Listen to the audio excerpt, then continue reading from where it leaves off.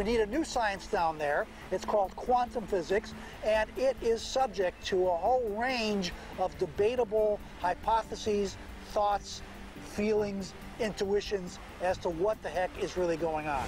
Quantum mechanics is really the play and display of information, the play and display of potentiality, waves of information, waves of potential electron. And it's important, the word potential. This isn't the world of electrons, it's the world of potential electrons. But when you have to ask the question, waves of what, really? What is the field that is waving? Is it the ocean? No, it's a universal ocean, an ocean of pure potentiality, an ocean of abstract potential existence. We call it the unified field, or superstring field. And that's what we're made of. One of the most unpalatable ideas still, in spite of the fact that quantum physics has been around a long time, is the possibility or the notion that the future can have a causative effect on the present. We believe that the past can have a causative effect on the present. I hold the ball, I drop it, it falls. Cause, effect when it hits the ground. But could the ground be the cause of my dropping the ball in the first place? And here we are, the granddaddy of all quantum weirdness, the infamous double-slit experiment. To understand this experiment, we first need to see how particles, or little balls of matter, act. If we randomly shoot a small object, say a marble, at the screen, we see a pattern on the back wall where they went through the slit and hit. Now, if we add a second slit, we would expect to see a second band duplicated to the right. Now, let's look at waves. The waves hit the slit and radiate out, striking the back wall with the most intensity directly in line with the slit. The line of brightness on the back screen shows that intensity. This is similar to the line the marbles make. But when we add the second slit, something different happens. If the top of one wave meets the bottom of another wave, they cancel each other out. So now there is an interference pattern on the back wall. Places where the two tops meet are the highest intensity, the bright lines, and where they cancel, there is nothing. So, when we throw things, that is, matter, through two slits, we get this, two bands of hits. And with waves, we get an interference pattern of many bands. Good so far. Now, let's go quantum.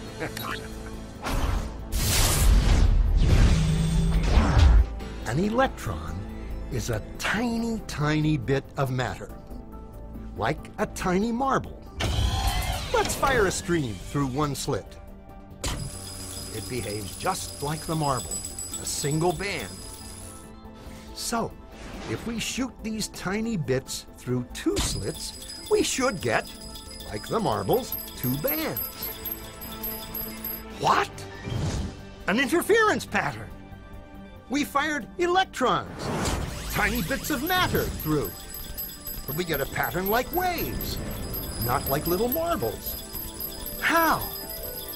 How could pieces of matter create an interference pattern like a wave? It doesn't make sense.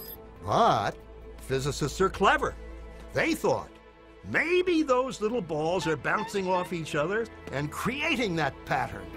So, they decide to shoot electrons through one at a time. There is no way they could interfere with each other. But after an hour of this, the same interference pattern is seen to emerge. The conclusion is inescapable. The single electron leaves as a particle, becomes a wave of potentials, goes through both slits, and interferes with itself to hit the wall like a particle. But mathematically, it's even stranger. It goes through both slits, and it goes through neither. And it goes through just one, and it goes through just the other. All of these possibilities are in superposition with each other. But physicists were completely baffled by this. So they decided to peek and see which slit it actually goes through. They put a measuring device by one slit to see which one it went through and let it fly. But the quantum world is far more mysterious than they could have imagined. When they observed, the electron went back to behaving like a little marble. It produced a pattern of 2 bands, not an interference pattern of many. The very act of measuring or observing which slit it went through meant it only went through one, not both. The electron decided to act differently, as though it was aware it was being watched. And it was here that physicists stepped forever into the strange netherworld of quantum events. What is matter? Marbles or waves? And waves of what? And what does an observer have to do with any of this? The observer collapsed the wave function simply by observing. We don't know in quantum mechanics how to hook ourselves as observers up with the world. We don't know how to treat ourselves as observers as just another part of the physical system that we're describing. The only way we know how to do quantum mechanics as it's traditionally formulated is to keep the observer outside of the system you're describing. The minute you put him in, you get all these paradoxes. That's why there are these 2 separate laws of the evolutions of physical systems. One that applies when you're not looking at them, the other that applies when you are. But that's crazy. I'm sure you've heard some version of this famous thought experiment. You put a cat in a bunker with some unstable gunpowder that has a 50% chance of blowing up in the next minute and a 50% chance of doing nothing. The gunpowder is Einstein's version. Schrödinger preferred poisonous gas. But whatever. So until we look in the bunker, we don't know whether the cat is dead or alive. And when we do look, it is either dead or alive. So if we repeat the experiment enough times with enough cats and bunkers and gunpowder, we'll see that half the time, Kitty survives, and half the time, Kitty goes bye-bye. The quantum mechanical interpretation is that before we look, the cat is in a superposition. It's both dead and alive. And our act of looking forces nature's decision. So our curiosity kills the cat. But what about the cat's perspective? Well, the cat either sees the gunpowder explode or not. So inside the bunker, we actually have these 2 possibilities. The powder explodes and the cat sees it explode, or the powder doesn't explode and the cat doesn't see it explode. There's no option, the powder explodes and the cat doesn't see it explode. So the cat's reality becomes entangled with the outcome of the experiment, and it's our observation of the experiment that forces nature to collapse to one option or the other. But we're like the cat too. Either the cat dies and we see it dead, or the cat lives and we see it alive. So who's observing us to force nature to collapse to one reality? Or do both possibilities happen in parallel within a larger multiverse? This collapsing to one reality problem is one of the biggest unanswered questions in quantum physics. So for Kitty's sake, can I has answer please? When you are not looking, there are waves of possibility. When you are looking, then there are particles of experience. A particle, which we think of as a solid thing, really exists in a so-called superposition, a spread out wave of possible locations. And it's in all of those at once. The instant you check on it, it snaps into just one of those possible positions. Superheroes use superposition, with the world being potential strips of reality, until we choose. Heroes choose what they want, being in many places at once, experiencing many possibilities all at once, and then collapsing on the one. 2 objects, 2 electrons created together, are entangled. Send one to the other side of the universe. Now, do something to one, and the other responds instantly. Instantly. So, either information is traveling infinitely fast, or, in reality, they are still connected. They are entangled. And since everything was entangled at the moment of the Big Bang, that means everything is still touching. Space is just the construct that gives the illusion that there are separate objects. Are we far enough down the rabbit hole yet? This leads naturally to wonder, are people affecting the world of reality that they see? You betcha they are. Every single one of us affects the reality that we see, even if we try to hide from that and play victim. Whatever way we observe the world around us is what comes back to us.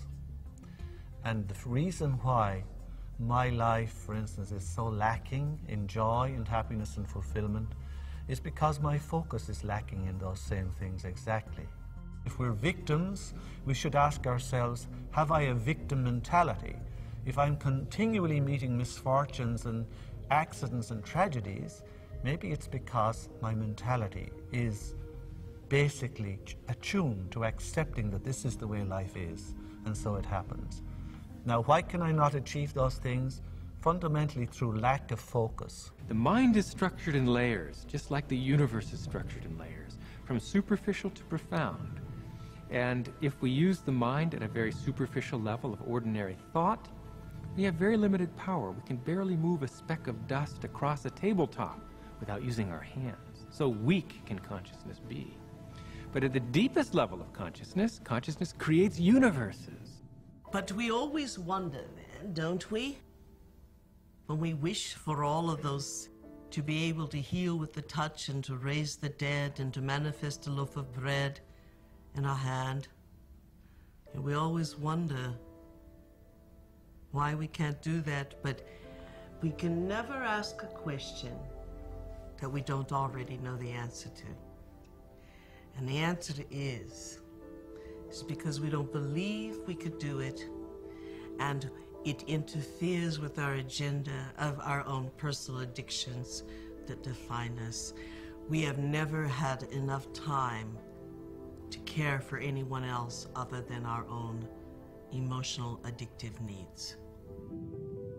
We've always thought for centuries that there was only what we can see. You know, this dimension, that one, and another one. There's only 3 dimensions of space and 1 of time. And people who've said that there are extra dimensions of space have been labeled as, you know, crackpots or people who are bananas. Here's how. Inside every grain of sand are billions of tiny atoms. Every atom is made of smaller bits of matter, electrons orbiting a nucleus made of protons and neutrons, which are made of even smaller bits of matter called quarks. But string theory says this is not the end of the line. It makes the astounding claim that the particles making up everything in the universe are made of even smaller ingredients, tiny, wiggling strands of energy that look like strings. Each of these strings is unimaginably small. In fact, if an atom were enlarged to the size of the solar system, a string would only be as large as a tree. And here's the key idea. Just as different vibrational patterns or frequencies of a single cello string create what we hear as different musical notes, the different ways that strings vibrate give particles their unique properties, such as mass and charge. For example, the only difference between the particles making up you and me and the particles that transmit gravity and the other forces is the way these tiny strings vibrate. 5 different string theories, each competing for the title of the theory of everything. And if there's going to be the fundamental theory of nature, there ought to be one of them. In 1995, string theorists from all over the world gathered at the University of Southern California for their annual conference. Ed Witten showed up at Strings 95 and rocked their world. I was really trying to think of something that would be significant for the occasion. And actually, since 5 string theories was too many, I thought I would try to get rid of some of them.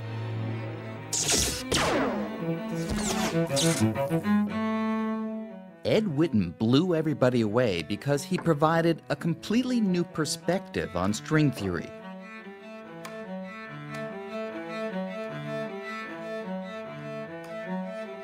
From this point of view, we could see that there weren't really 5 different theories.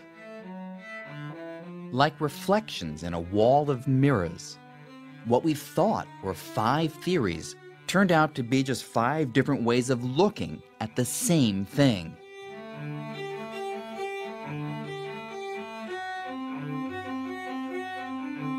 String theory was unified at last.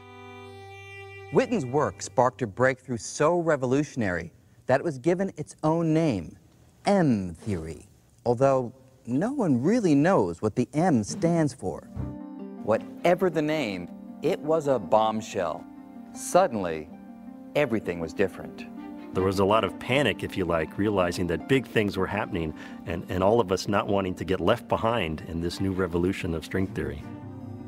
After Witten's talk, there was renewed hope that this one theory could be the theory to explain everything in the universe. But there was also a price to pay. Before M theory, strings seemed to operate in a world with 10 dimensions. These included 1 dimension of time, the 3 familiar space dimensions, as well as 6 extra dimensions, curled up so tiny that they're completely invisible. Well, we think these extra dimensions exist because they come out of the equations of string theory. Strings need to move in more than 3 dimensions. And that was a shock to everybody, but then we learned to live with it. But M theory would go even further, demanding yet another spatial dimension, bringing the grand total to 11 dimensions. And if there really are 11 dimensions, then strings can do a lot more too. People found fairly soon that there were objects that lived in these theories, which weren't just strings, but were larger than that. They actually looked like membranes or surfaces. The extra dimension Witten added allows a string to stretch into something like a membrane, or a brain for short. A brain could be 3-dimensional, or even more. And with enough energy, a brain could grow to an enormous size, perhaps even as large as a universe. This was a revolution in string theory. String theory has gotten much more baroque. I mean, now there are not only strings, there are membranes. People go on calling it string theory, but the string theorists are not sure it really is a theory of strings anymore. The existence of giant membranes and extra dimensions would open up a startling new possibility. That our whole universe is living on a membrane inside a much larger, higher dimensional space. It's almost as if we were living inside a loaf of bread.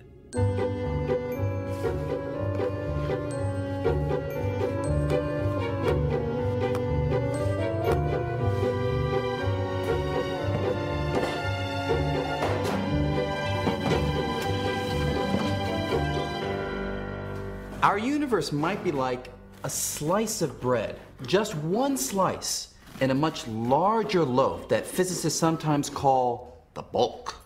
And if these ideas are right, the bulk may have other slices, other universes, that are right next to ours, in effect, parallel universes. Not only would our universe be nothing special, but we could have a lot of neighbors. Some of them could resemble our universe. They might have matter and planets and, who knows, maybe even beings of a sort. Others could certainly be a lot stranger. They might be ruled by completely different laws of physics. Now, all of these other universes would exist within the extra dimensions of M theory, dimensions that are all around us. Some even say they might be right next to us, less than a millimeter away. But if that's true, why can't I see them or touch them? If you have a brain living in a higher dimensional space and your particles, your atoms, cannot get off the brain, it's like trying to reach out, but you can't touch anything. It might as well be on the other end of the universe. And it's a very powerful idea, because if it's right, it means that our whole picture of the universe is clouded by the fact that we're trapped on just a tiny slice of the higher dimensional universe. It is a powerful idea, especially because it may help solve one of the great mysteries of modern science. It has to do with gravity. It's been more than 300 years since Isaac Newton came up with the universal law of gravity, inspired, as the story goes, by seeing an apple fall from a tree. Today it seems obvious that gravity is a powerful force.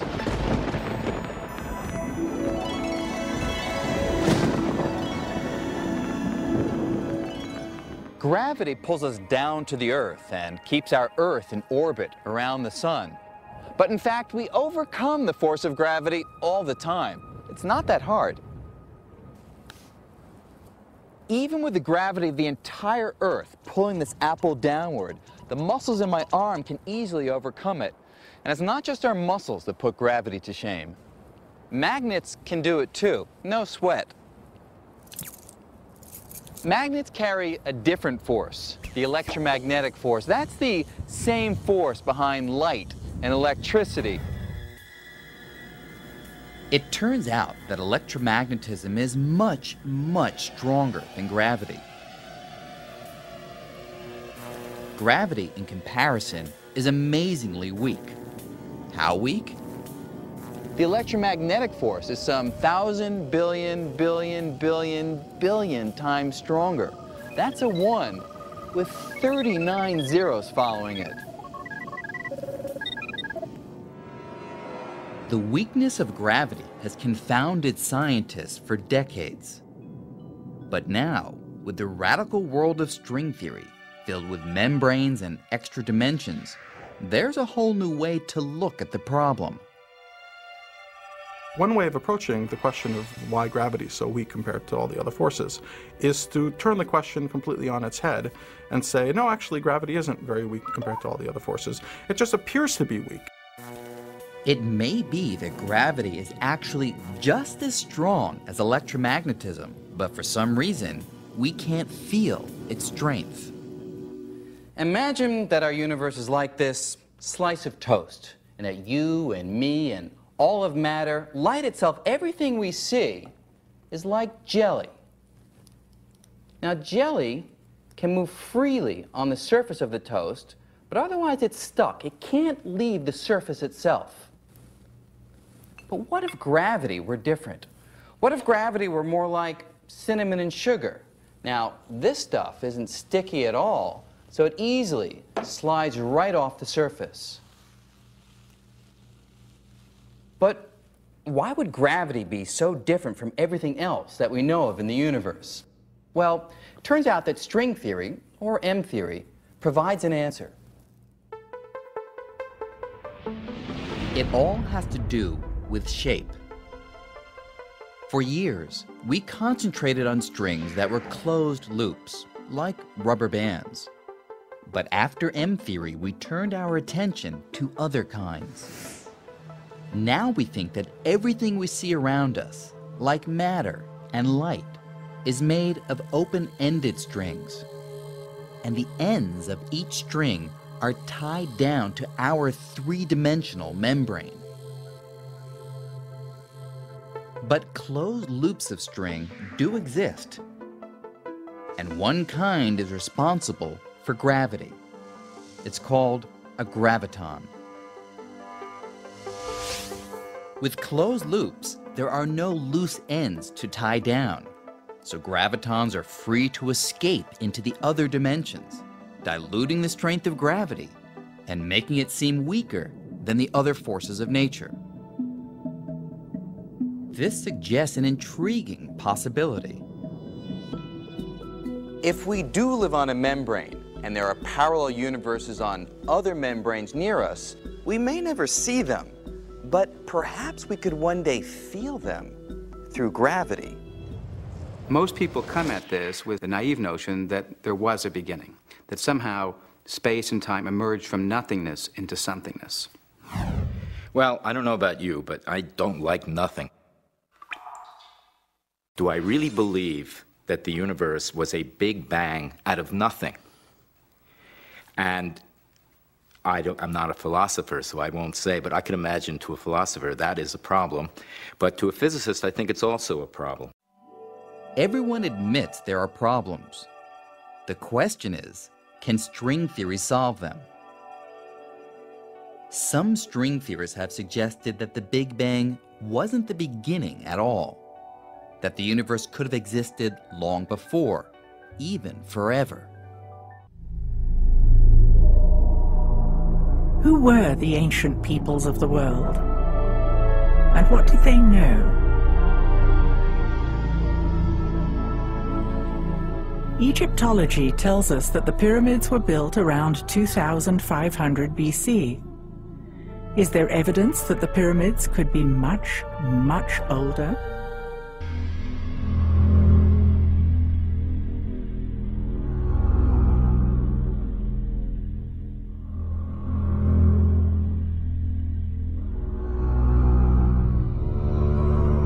So here we are on location at Abu Raush, which is a fascinating site in that it's up a mountain. This is a pyramid like no other, open to the air. This site really debunks the theory of pulling stones with rope to get them up on top of a pyramid, in that the stone would have to come up a mountain before it went up a pyramid.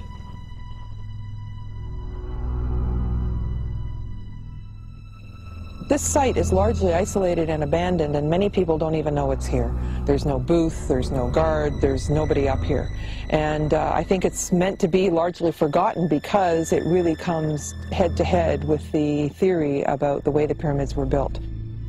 At Abu Raush, we can see evidence of machine tool marks. We know the granite came from distant quarries. The polished, concave slabs of stone could not possibly have been made with chisels. This is not the only example of machine tooling. We're now going to go inside the pyramid. We're walking along this ledge. And what we'll see is there's a passageway here that goes down into the pyramid, even though it's open and exposed. So let's go down.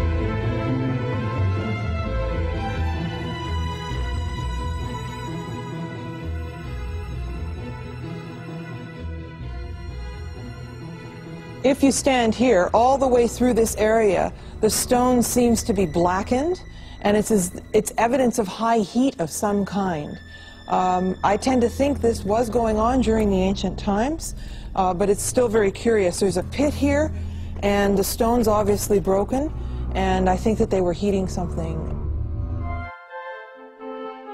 Let's consider that the pyramid sites along the Band of Peace are sophisticated harmonic structures.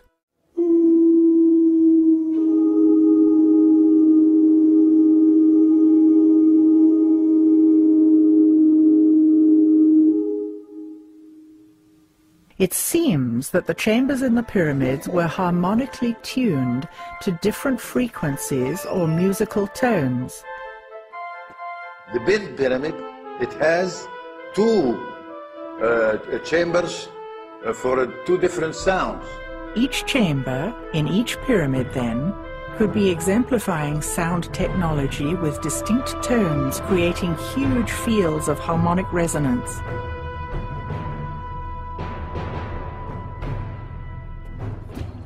As long as we think that the ancients weren't able to use high technology, then we're not looking for it. And yet, the evidence is right in front of our eyes. We don't have the technology to build the pyramids now. Not even close. We're not the most evolved we've ever been. And that is one of the blinders that has stopped us from imagining that the ancients could have been far smarter than us. Of all of the wild theories floating around the pyramids, the actual wildest is the one that's accepted without question by all Egyptologists, which is that the pyramids served as tombs. Pyramids were built not as a tomb. There are some pyramids built in a different construction, like the one in Saqqara, Step Pyramid, that is tomb. Look at the obvious difference in construction between the Step Pyramid and the Great Pyramid. The difference in style of construction would logically indicate they were built in different time frames.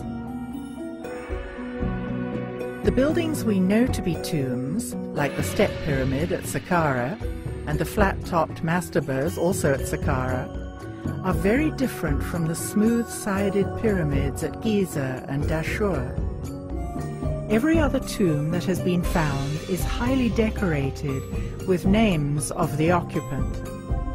The inside of these pyramids seems solely functional and not decorative at all.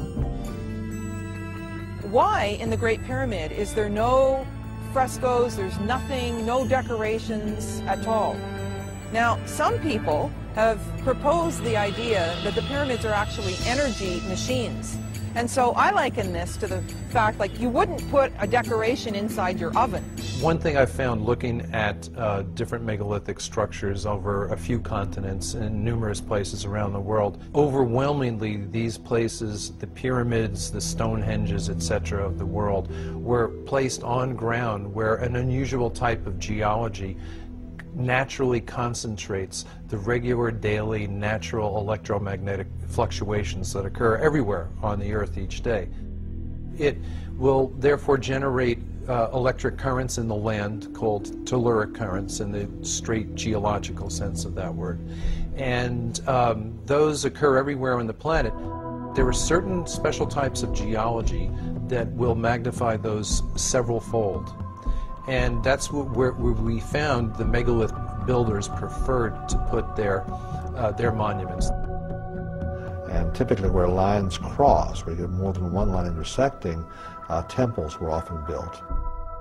These are called conductivity discontinuities, which sounds highly technical, but it's merely the place where one area of ground that has a good ability to conduct electricity meets another area of ground that has a lesser ability to conduct these natural electric currents. And wherever you have a changing magnetic field occurring, you are generating electric current in anything present that will conduct electricity. It's a simple principle of physics known as induction, and it's a universal. Because basically what we've got here is we've got a situation with a highly electrically conductive core of those pyramids wrapped in what is effectively a very effective insulator. Why the granite in the passageways, you know? And so, of course, I'm thinking from an electrical point of view and a physical point of view. Is there anything special about granite? And yeah, there is. Granite is slightly radioactive, and it will ionize or electrify the air. It releases radon gas, which is radioactive. Granite is a transmission stone. It's not dead stone. It's alive.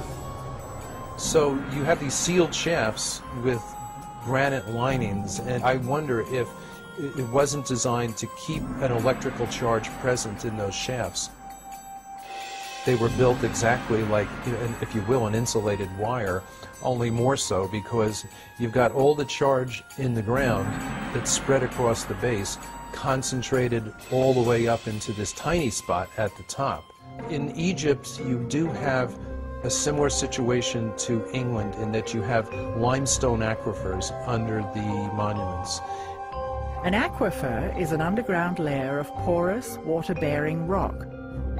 Water flows through the aquifers as rainfall, or when rivers and lakes flood, the water drains into them. And movement of water through limestone or chalk aquifers is known to produce electrical charge.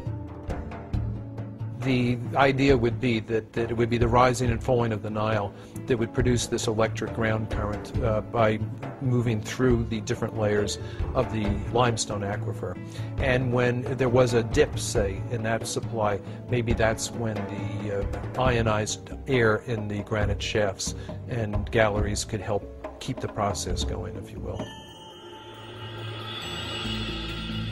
So you've got this concentration of negative charge from the ground at the peak of the pyramid or mound, and a concentration of positive charge above it. And if those two become strong enough, you can start to get brush discharge, which would mean it would glow, like ball lightning, for example. Nikola Tesla sought to provide the world with free wireless electricity for everybody on Earth. He discovered that electricity occurred naturally throughout the Earth's atmosphere and ground. The telluric currents in the ground that John Burke discussed, and the electricity present in the ionosphere and the atmosphere, which is ionized by the sun. He also created and developed ways to harness those energies. He didn't invent it, it's already there, but he knew how to use it. And not only that, he did not take an advantage like Mr. Edison. Tesla wanted to harness the natural energy that exists everywhere on Earth and make it free to the public. Between 1901 and 1917, the Tesla Tower was built on Long Island as a wireless broadcasting system for telephone and electrical signals. Interestingly, it was constructed on an aquifer with descending passageways and tunnels beneath it. At the time, few understood how it worked. In addition to the limestone aquifers underneath the pyramids, there is evidence of a network of man-made tunnels. As a boy, when I'm living in my house, which is a few 100 yards away from the nose of what we call the Sphinx Tefnuti, this was my playing yard, and I know tunnels. I walked in these tunnels, I swim in these tunnels, I crawl in these tunnels, and I know that this is one way of creating energy.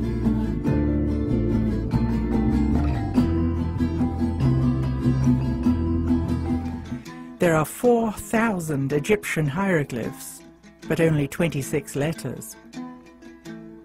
In order to crack the code, we need to open our minds to different levels of meaning. Laird Scranton is a computer software engineer who has interpreted a new aspect of hieroglyphics. I had some concerns originally as I began writing some of the books about what right did I have to be revealing secrets that have been kept for 3,000 years. But when I realized that cosmology is about science, it's about the creation of matter and things like that, and I realized how close our science is right now to being caught up with what the cosmology, the ancient cosmology seemed to know, I realized that if anybody's going to get any benefit out of it at all, that it has to come out now. You can't wait any longer. We're only about 50 years away from discovering all the things that I found in the Dogon and Egyptian cosmology. Is it possible the ancient Egyptian cosmology was more advanced than today's science? I'd say there is information in the ancient cosmology that would be a benefit to the string theorists and to the modern cosmologists if they pay attention to it. I think the Dogon and the Egyptians explained to us how it is that a mere act of perception can cause the wave-like behavior of matter to turn into particles, which the scientists don't know. When you ask Stephen Hawking how many fundamental particles there are, he says more than 200.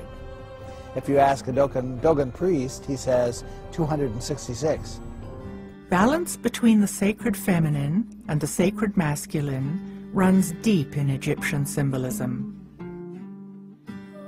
We see gods and goddesses carrying a crook, a flail, and a staff in various combinations. The crook represents the balance of the emotions. The flail symbolizes the balance of the mind, and the staff depicts the balance of the body.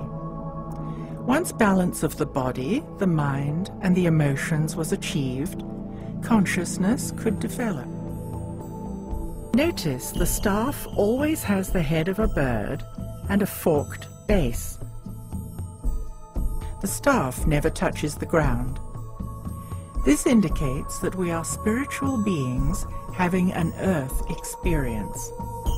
We are incarnated here, but our souls can go beyond the earthly plane. Throughout the Amazon today, shamans working with the powerful visionary brew ayahuasca, a combination of two plants.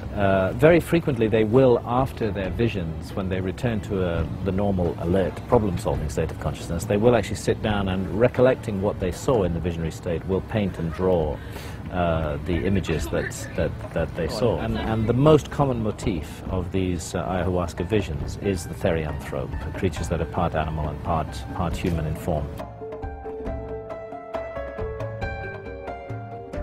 This specific characteristic of the ancient Egyptian gods is one of the things that tells me that our ancient Egyptian ancestors were using altered states of consciousness to explore the realms of spirit. Again, we see images of blue lotuses. Is there another, less obvious interpretation of this symbol? Altering of consciousness has been done by a variety of different methods and techniques, most commonly in shamanistic cultures, still to this day. It's done by using hallucinogenic plants, which, as it were, switch the receiver wavelength of the brain and allow us to tune in to other realities.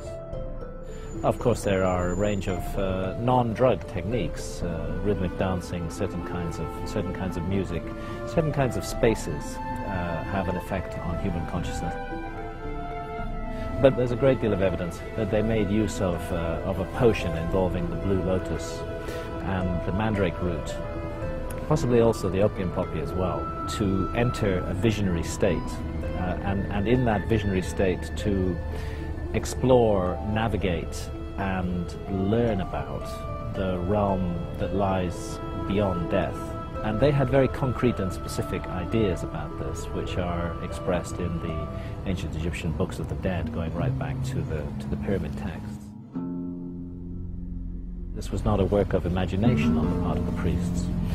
This was a work of documentation of their out-of-body exploration of realms that lie beyond the merely physical.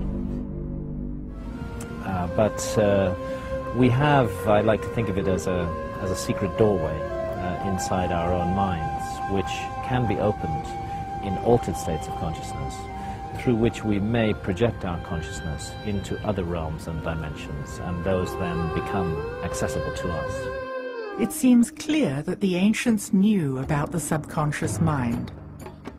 They had the power to reach beyond the senses, something we began to be aware of with the writings of Freud and the advent of psychology in the early 1900s.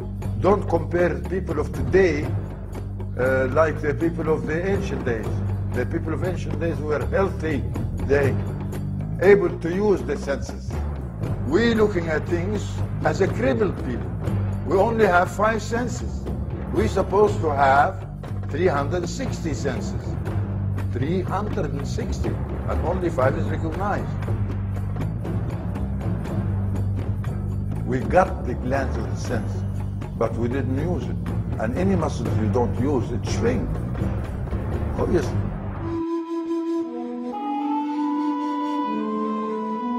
The Sphinx, with its lion body, screams out as a Leo symbol, as a marker for an age of Leo. The last age of Leo had its ingress at around 10,500 BC. So that's the date favored by Graham and by Robert Bauval.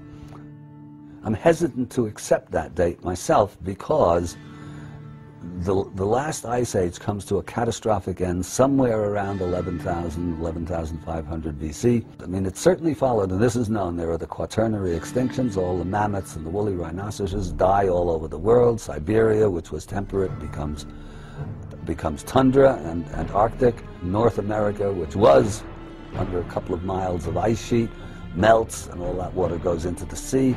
The sea rises 300 feet over the course of a couple of thousand years, but in stages, and some of those stages very precipitous, maybe corresponding to the biblical flood and possibly Plato's Atlantis myth. So under these circumstances, which are catastrophic the world over, I To me, it seems unlikely that the Sphinx and the pyramids, which presuppose a settled and stable and sophisticated society, could have built those amazing structures under those kinds of conditions. So that leaves anything before 10,500 BC, but I like the idea of the Leo symbolism. So the next age of Leo back is 26,000 years earlier, and that puts it back at around 36,000 BC, which, outrageous as it sounds, by a process of exclusion, turns out to be maybe less outrageous because there are big problems with those other later dates. Looking at the weathering on the Sphinx and the Sphinx enclosure, that weathering was clearly formed by runoff from precipitation. It is indeed water weathering and precipitation induced, so it has to have been done in the distant past, and the question then is, how distant was that past? It could take tens of thousands of years for the Nile to have migrated 8 miles. Can we use this evidence to redate these monuments? When you look at geology, you can see that the riverbed has migrated all the way from the west, beyond 50 kilometers to the west. Then it passed across the plateau, and you can see that the ancient riverbed actually went right up to the pyramids, and the initiates could have stepped right off these barges up onto the causeways into the pyramids. Now, if you look, the Nile is a full 8 miles to the east, and it's the dividing point between Cairo and Giza. And so if we look at geological time, it would take several tens of thousands of years in order for the Nile to make that migration. We can compare that to places like Tiahuanaco in Bolivia that almost certainly was on the edge of Lake Titicaca, and now it's 50 miles away.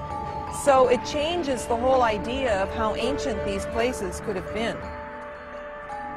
So, 4,700 years ago, when the rest of the planet was still wandering about in animal skins, the ancient Egyptians flattened a limestone hillock, paved an area the size of 6 football pitches, piled up 2 million blocks of stone to the height of a 42-story building, drove a narrow 300-foot-long passage utterly straight through the rock, fitted the stone in the inner chamber with complete precision, built the outside of the pyramid with 8 sides instead of 4, and made it earthquake-proof. Lined it up precisely with magnetic north, and got the whole job done in 20 years using only these. In 1859, an Englishman, John Taylor, discovered if you divided this dimension by this one, you got pi, the mathematical formula. This caused controversy at the time. Some people thought it was an accident. Others saw the hand of God at work. If you draw a square, you can imagine all sorts of different heights of pyramid on it. Now draw a circle with the same length as the square. Measure the radius of that circle. This is the height of the Great Pyramid. That's why the Great Pyramid contains both pi and the golden number. Jean-Pierre Martin headed one of France's biggest construction projects. What does he make of the Great Pyramid? Either you believe in God and in aliens and you imagine all sorts of things, or, like me, you want to keep it down to earth, believing only in man and asking yourself how he did it. I have no clue. I couldn't do it, that's for sure.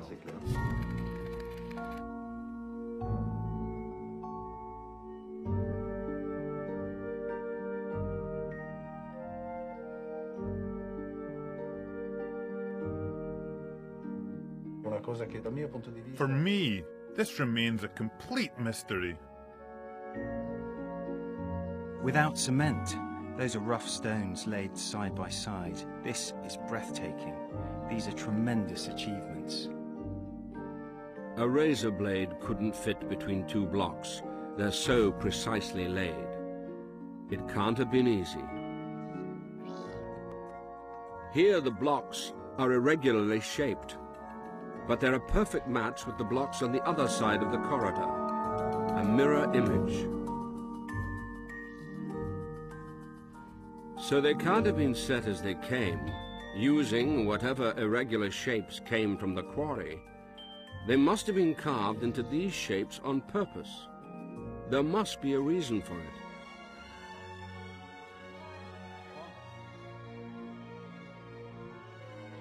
Could it be an ingenious solution to an age-old problem?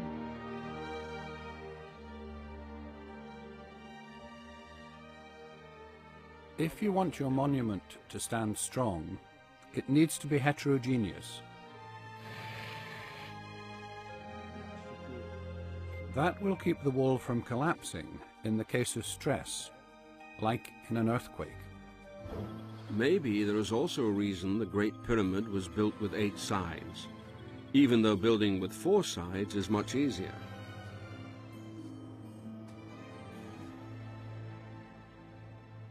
Back in pre-war Cairo, a professor of mathematics thought he'd found the answer.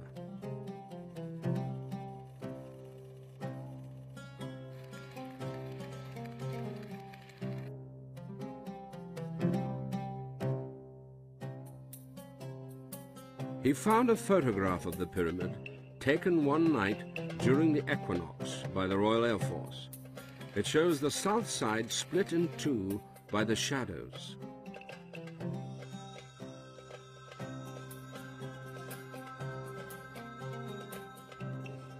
This only happens for a few seconds twice a year at the equinox.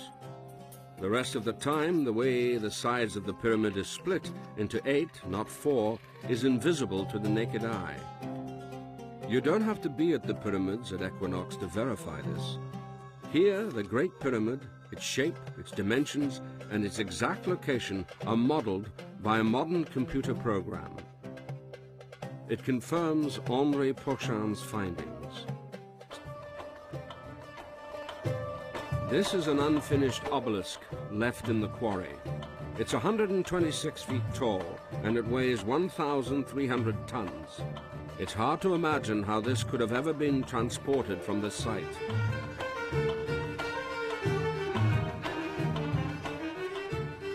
The tools used in this quarry are supposed to be simple stones. Simple stones used to make holes like these. The work involved would be incredible. The colossi of Memnon, here in Egypt, are the heaviest statues on the planet.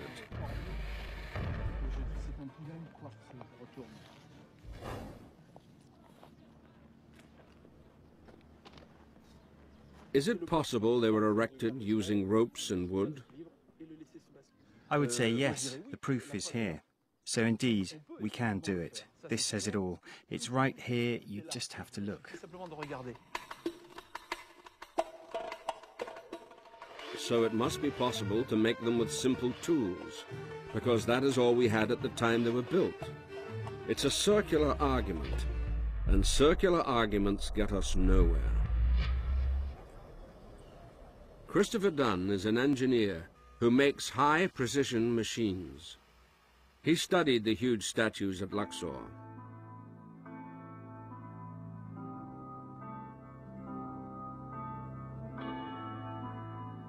The Ramses statues at Luxor are incredible in their design, they're incredible in their execution. These are very, very complex shapes. And so we're going to look at just how complex are they.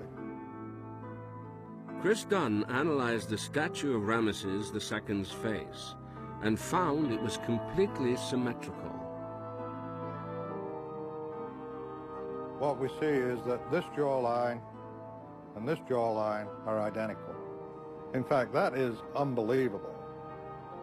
To create the condition where one side matches the other, they had to have had some system of measure to be able to make sure that they were cutting the material properly and they were achieving the geometry that they desired. This is not the result of somebody going at a piece of granite with a chisel and chiseling a face out and saying, okay, that looks like a human face. This kind of condition does not happen by accident. as we see, you can describe a circle that actually conforms to the outline of the face. But now you've got to remember that the circle is in 2D, but the jawline is coming forward in 3D. So it's very complex geometry. And the same on the other side.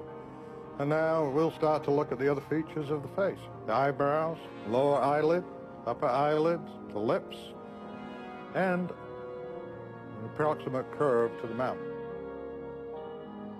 We can use circles again to describe those features. And all the circles that are used here are the same diameter. Other heads also have the same geometric scheme. It's hard to see how they were built by hand, using only chisels and lumps of rock.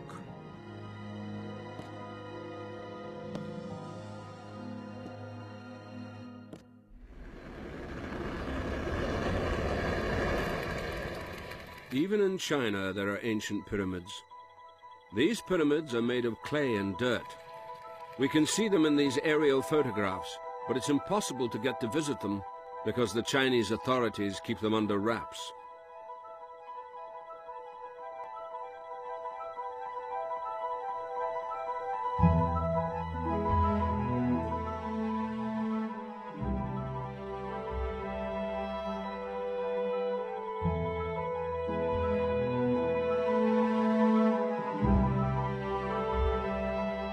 There are hundreds of these Chinese pyramids, but very few Westerners have ever seen them.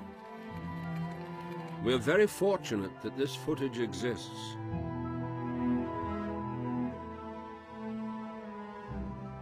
It's one of our only chances to take a look at the Chinese pyramids.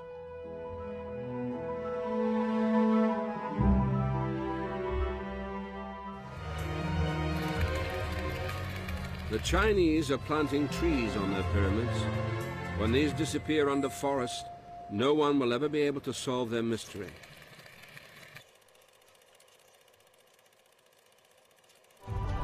Here we are at one of the world's oldest sacred sites, the Osirian Temple at Abydos, Egypt. Very little writing is found in the Osirian Temple. However, there is one very significant piece of information in that temple. It is a very faint but clear and precise drawing. It's not etched into the rock, it's not carved, it's burnt into the atomic structure of the rock in some extraordinary way. Nassim has decoded the Osirian symbol in 3 dimensions.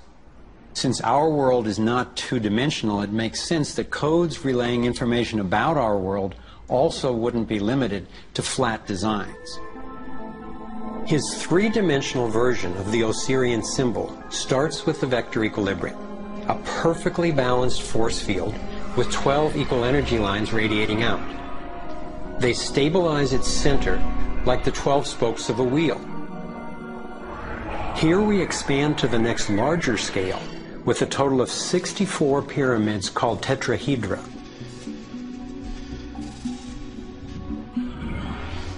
If we then put spheres in, representing the toroidal energy field surrounding each of the pyramids, and then we drop away the pyramids, we end up with a matrix that is, amazingly, an exact overlay for the Osirian icon. A 3-dimensional model of the same pattern that was burned into the rock wall of the Egyptian temple thousands of years ago. Now we travel across continents, from Egypt to China, where the same geometry appears at another sacred site built in 1420. Then you go to the Forbidden City, where the sun gods reside, and where you find at the entrance the Fu dogs, the guardians of the knowledge. They guard the knowledge under their paw. The same geometry of 64 energy units is encoded again. I started wondering, is it just a coincidence that the exact same design appears in significant places on 2 different continents? But then Nassim showed me that this geometry of 64 is encoded time and again in cultures across the centuries and from all over the world.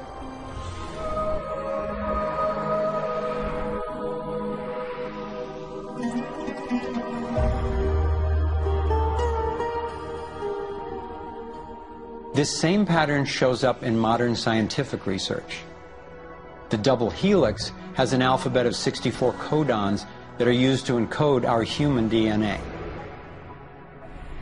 It turns out that scientists as far back as the early 1900s have been developing alternative ways to access electricity without combustion. Nikola Tesla believed he had tapped into what he called radiant energy. Many scientists believe he was accessing what's now called free energy. But before Tesla could finish the project, his financier, banker J.P. Morgan, who had a monopoly on the copper used for electrical lines, recognized how Tesla's invention could transmit electricity without wires. He then shut down Tesla's funding. Tesla's lab was burned down and he was ostracized, all for trying to implement his vision of unlimited energy for everyone.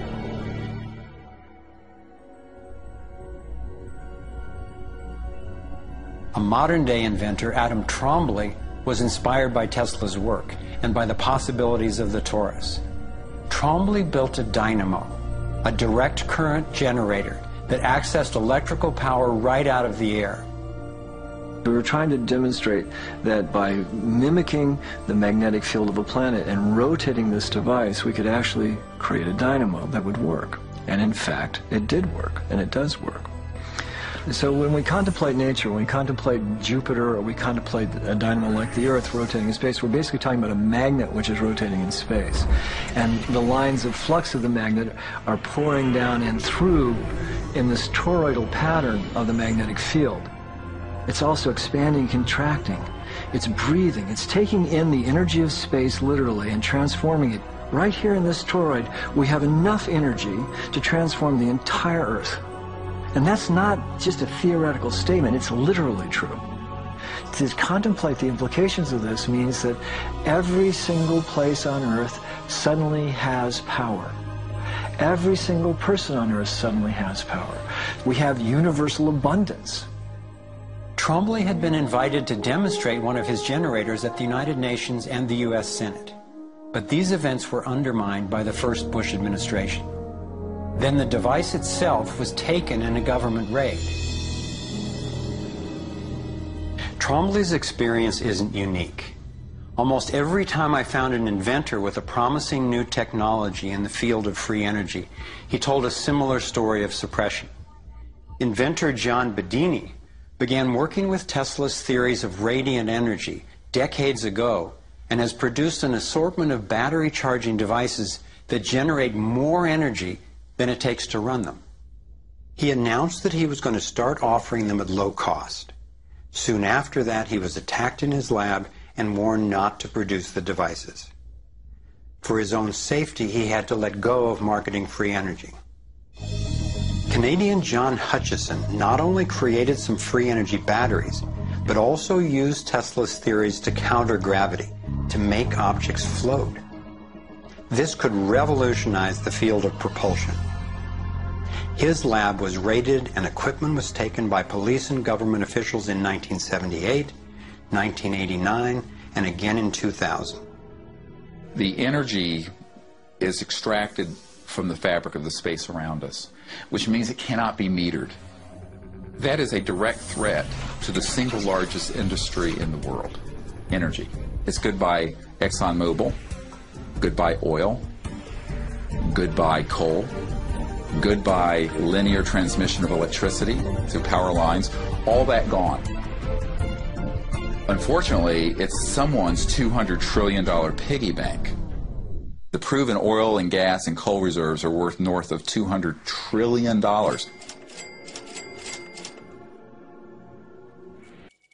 When I was a young man growing up in New York City, I refused to pledge allegiance to the flag. Of course, I was sent to the principal's office, and he asked me, "Why don't you want to pledge allegiance? Everybody does." I said everybody once believed the earth was flat, but that doesn't make it so. I explained that America owed everything it has to other cultures and other nations, and that I would rather pledge allegiance to the earth and everyone on it. Needless to say, it wasn't long before I left school entirely, and I set up a lab in my bedroom. There I began to learn about science and nature.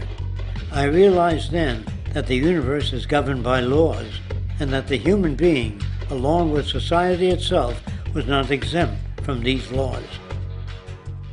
Then came the crash of 1929, which began what we now call the Great Depression. I found it difficult to understand why millions were out of work, homeless, starving, while all the factories were sitting there. The resources were unchanged. It was then that I realized that the rules of the economic game were inherently invalid. Shortly after came World War II, where various nations took turns systematically destroying each other. I later calculated that all the destruction and wasted resources spent on that war could have easily provided for every human need on the planet. Since that time, I have watched humanity set the stage for its own extinction. I have watched as the precious finite resources are perpetually wasted and destroyed in the name of profit and free markets. I have watched the social values of society be reduced into a base artificiality of materialism and mindless consumption.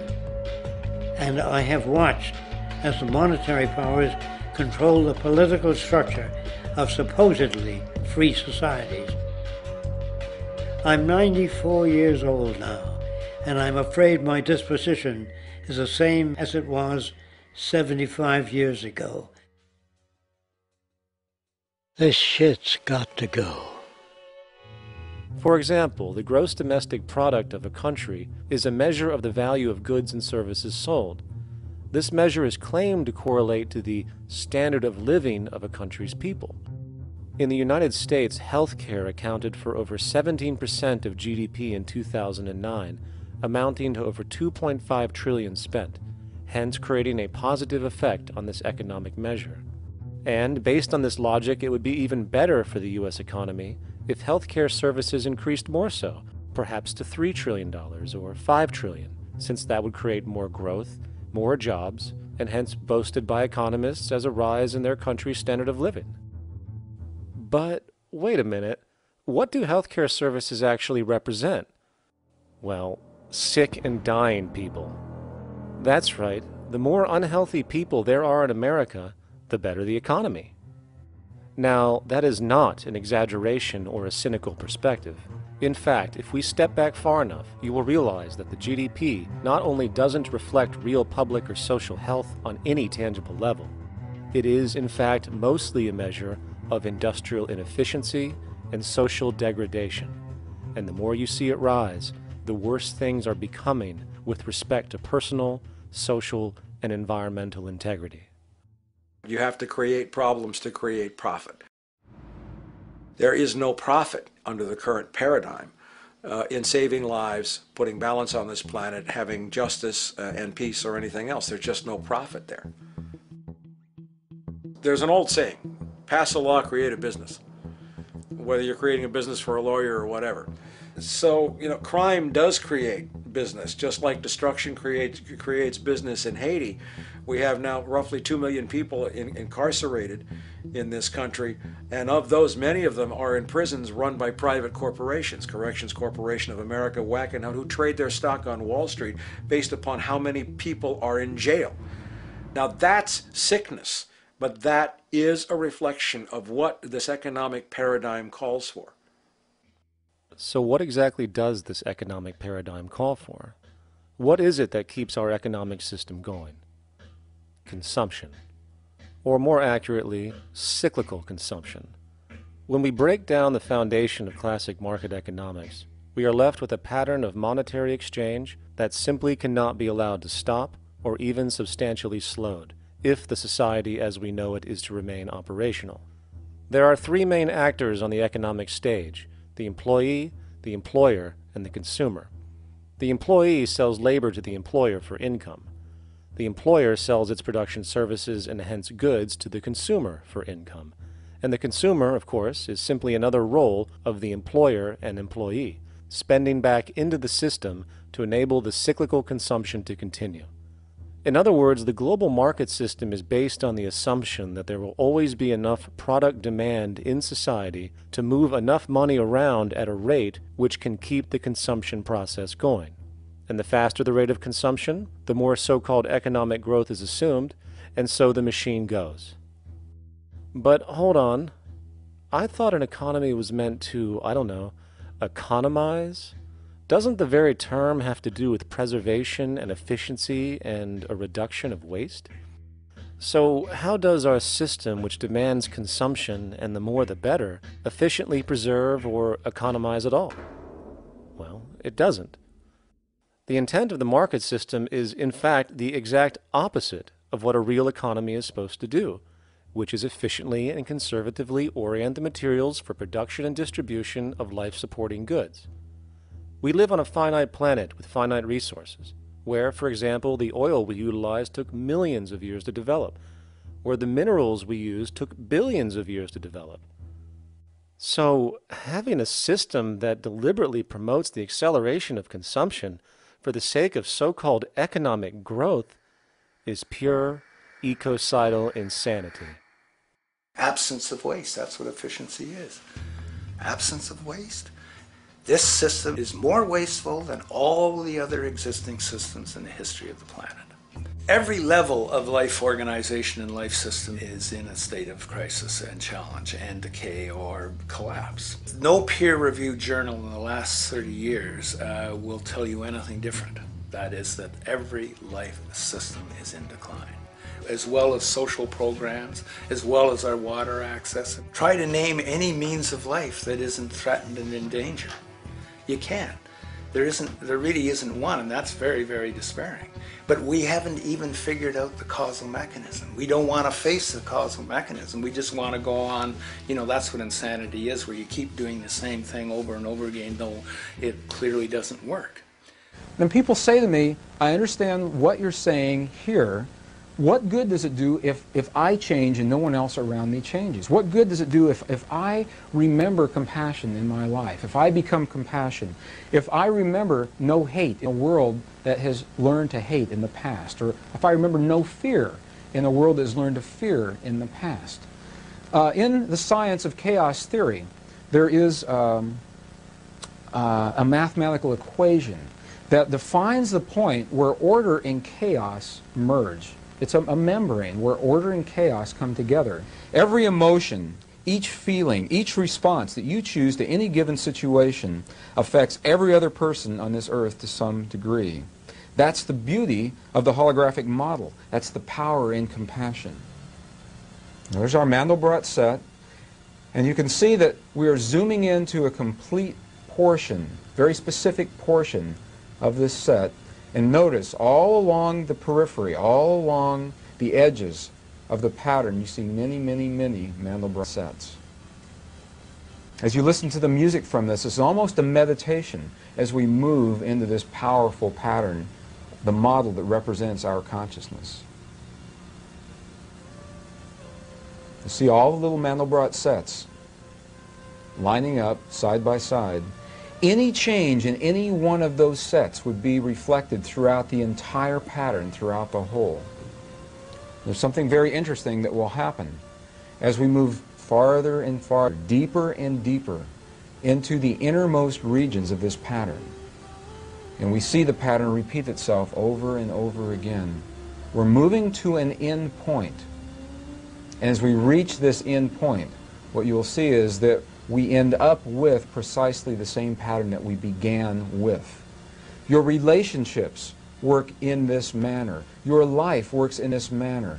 The patterns are with you no matter where you go, no matter how far deeply into your life you move, or how far you attempt to remove yourself from the patterns of life.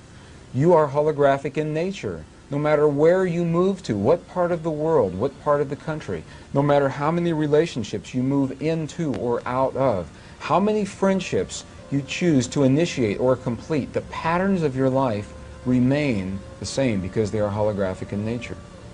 And now you see, as we approach the end of the lifetime of this mathematical equation, this mathematical model, what we are completing with is precisely the same thing that we began with, the Mandelbrot set.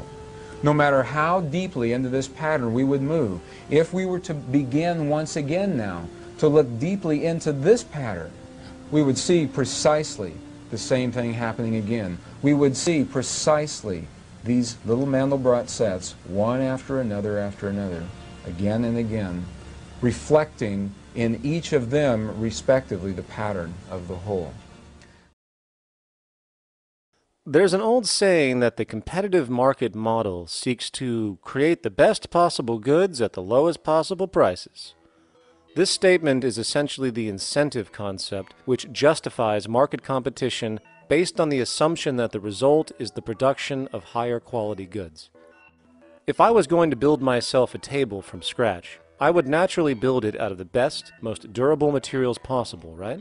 With the intent for it to last as long as possible. Why would I want to make something poor, knowing I would have to eventually do it again and expend more materials and more energy? Well, as rational as that may seem in the physical world, when it comes to the market world, it is not only explicitly irrational, it is not even an option. It is technically impossible to produce the best of anything if a company is to maintain a competitive edge and hence remain affordable to the consumer. Literally everything created and set for sale in the global economy is immediately inferior the moment it is produced, for it is a mathematical impossibility to make the most scientifically advanced, efficient, and strategically sustainable products. This is due to the fact that the market system requires that cost efficiency, or the need to reduce expenses, exist at every stage of production, from the cost of labor to the cost of materials and packaging, and so on. This competitive strategy, of course, is to make sure the public buys their goods rather than from a competing producer, which is doing the exact same thing to also make their goods both competitive and affordable. This immutably wasteful consequence of the system could be termed intrinsic obsolescence. However, this is only one part of a larger problem.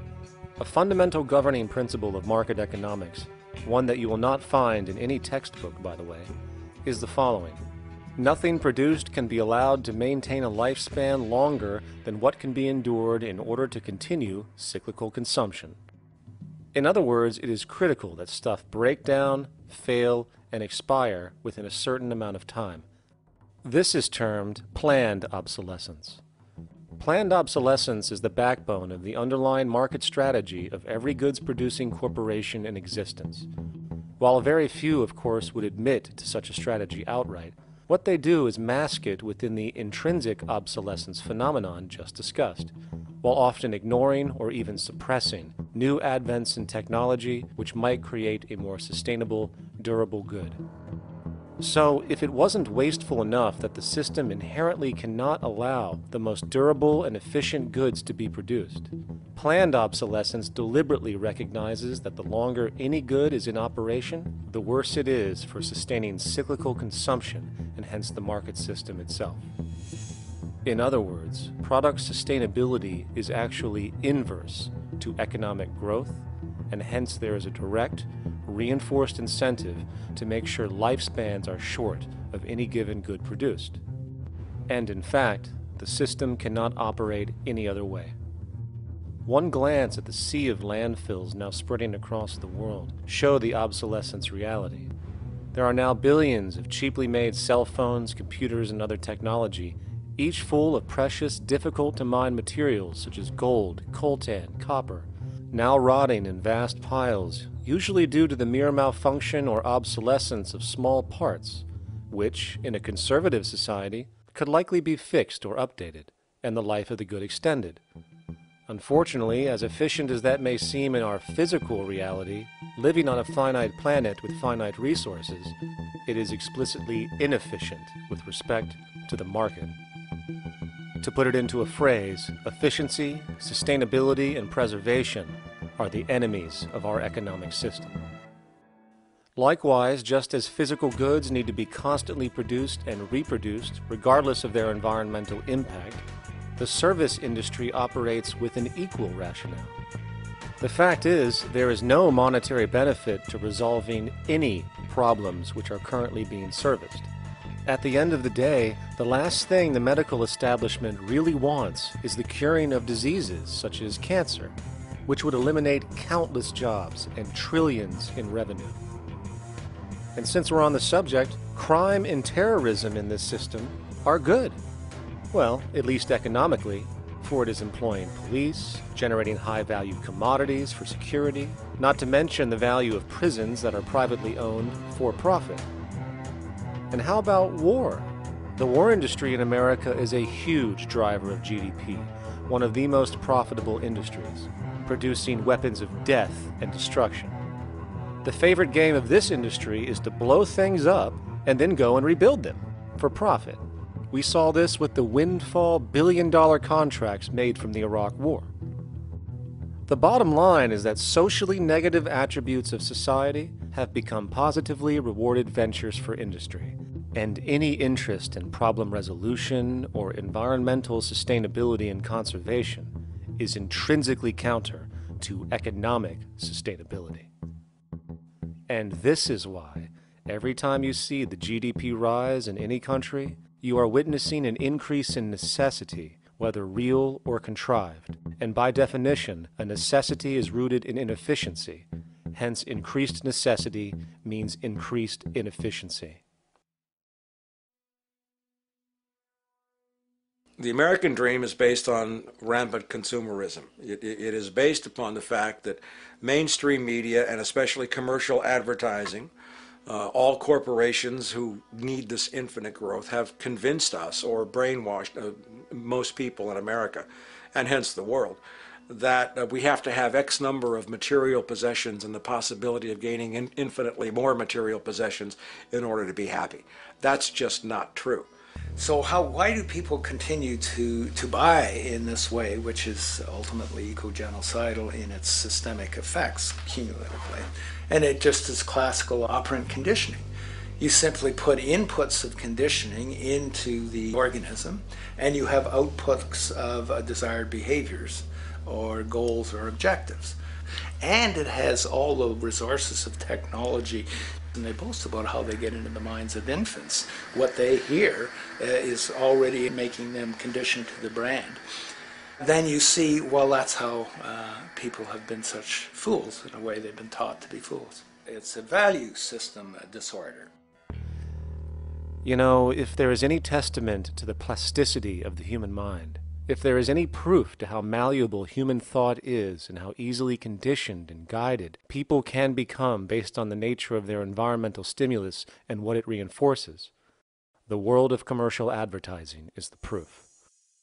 You have to stand in awe at the level of brainwashing where these programmed robots known as consumers wander the landscape only to walk into a store and spend, say, $4,000 on a handbag that likely costs $10 to make in a sweatshop overseas, only for the brand status it supposedly represents in the culture.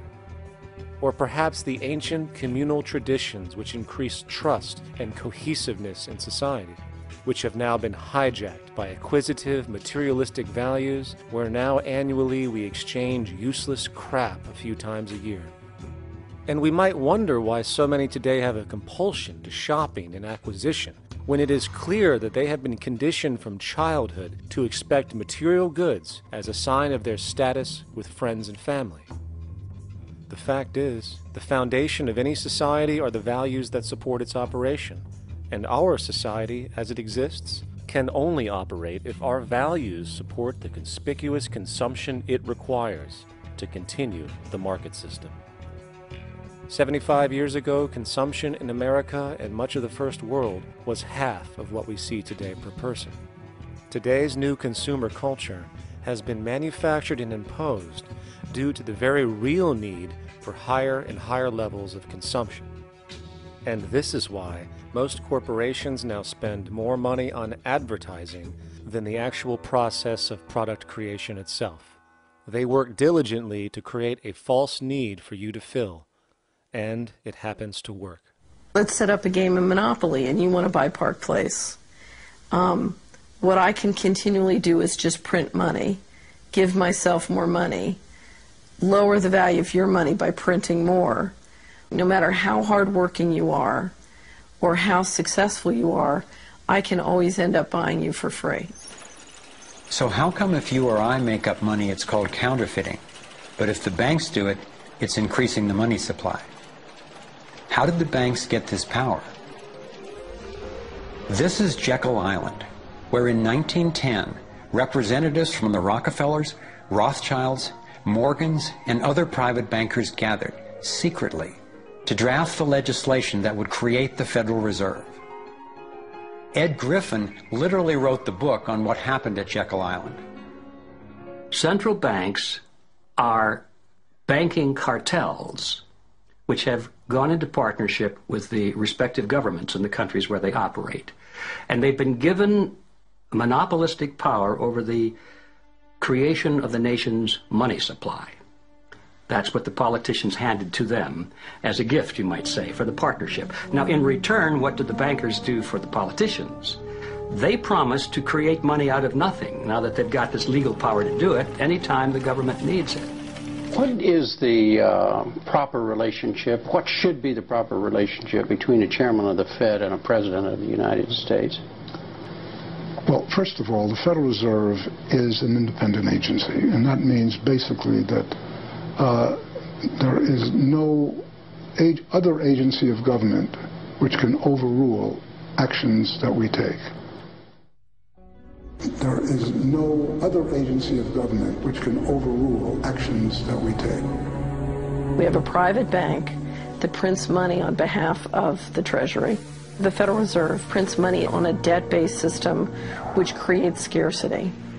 But it puts a group of insiders in a position of having access to all the data about the economy when we don't. So you have a small group of bankers who understand the data on how the money works in the economy, and it gives them the ability to print money in a way that the insiders are protected and everybody else is drained.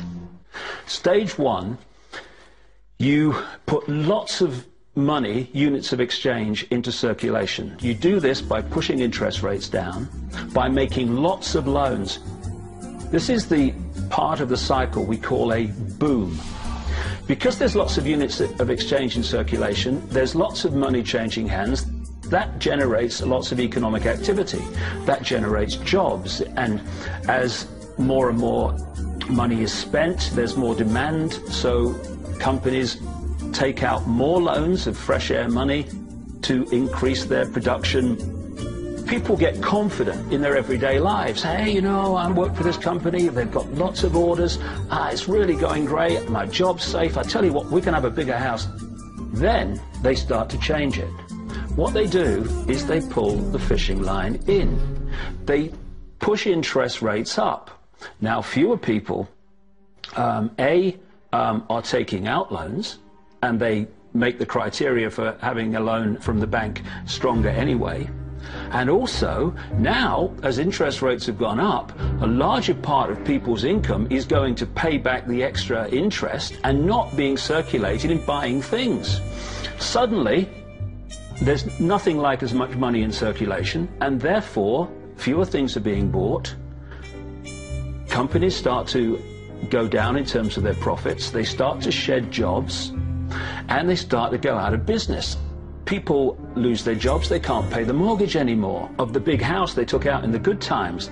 Now what the banks are doing is starting to reel the fishing line in, because as they go bankrupt, companies and individuals, the banks get the real wealth, the property, the land, the resources that they had signed to them for lending merely figures on a screen. Now this economic cycle of fishing line out, fishing line back, lots of units in circulation, pull them in, has been going on for centuries. And what it's done, it's stolen and accumulated the real wealth of the world in the hands of the few, it's a simple structure, and if it wasn't simple, it wouldn't work. And it can be likened to a compartmentalized pyramid. If you look at any organization today, no matter whether it's a transnational corporation, a university, a government, a secret society, they're all structured as a pyramid. And as the CIA and other intelligence agencies talk about, they have this need-to-know system. Only let people know as much as they need to make their contribution and no more. So you take a bank, an individual bank, not that there is such a thing. At the bottom, you've got the people you see when you pass your check over the counter in the bank. Now, they don't know what the bank manager behind them knows and is discussing. They only know what they need to know to do their job. The bank manager in the office behind them, he doesn't know or she doesn't know what's happening at the next level, and they don't know what's happening at the next level. And eventually, you've got a tiny few people at the peak of the pyramid of that banking structure. They're the only ones that know what the real agenda of the bank is and what the direction is that they're going and why. This kind of compartmentalization explains how the Manhattan Project, which developed the atom bomb in World War II, was kept secret despite having 130,000 people working on it.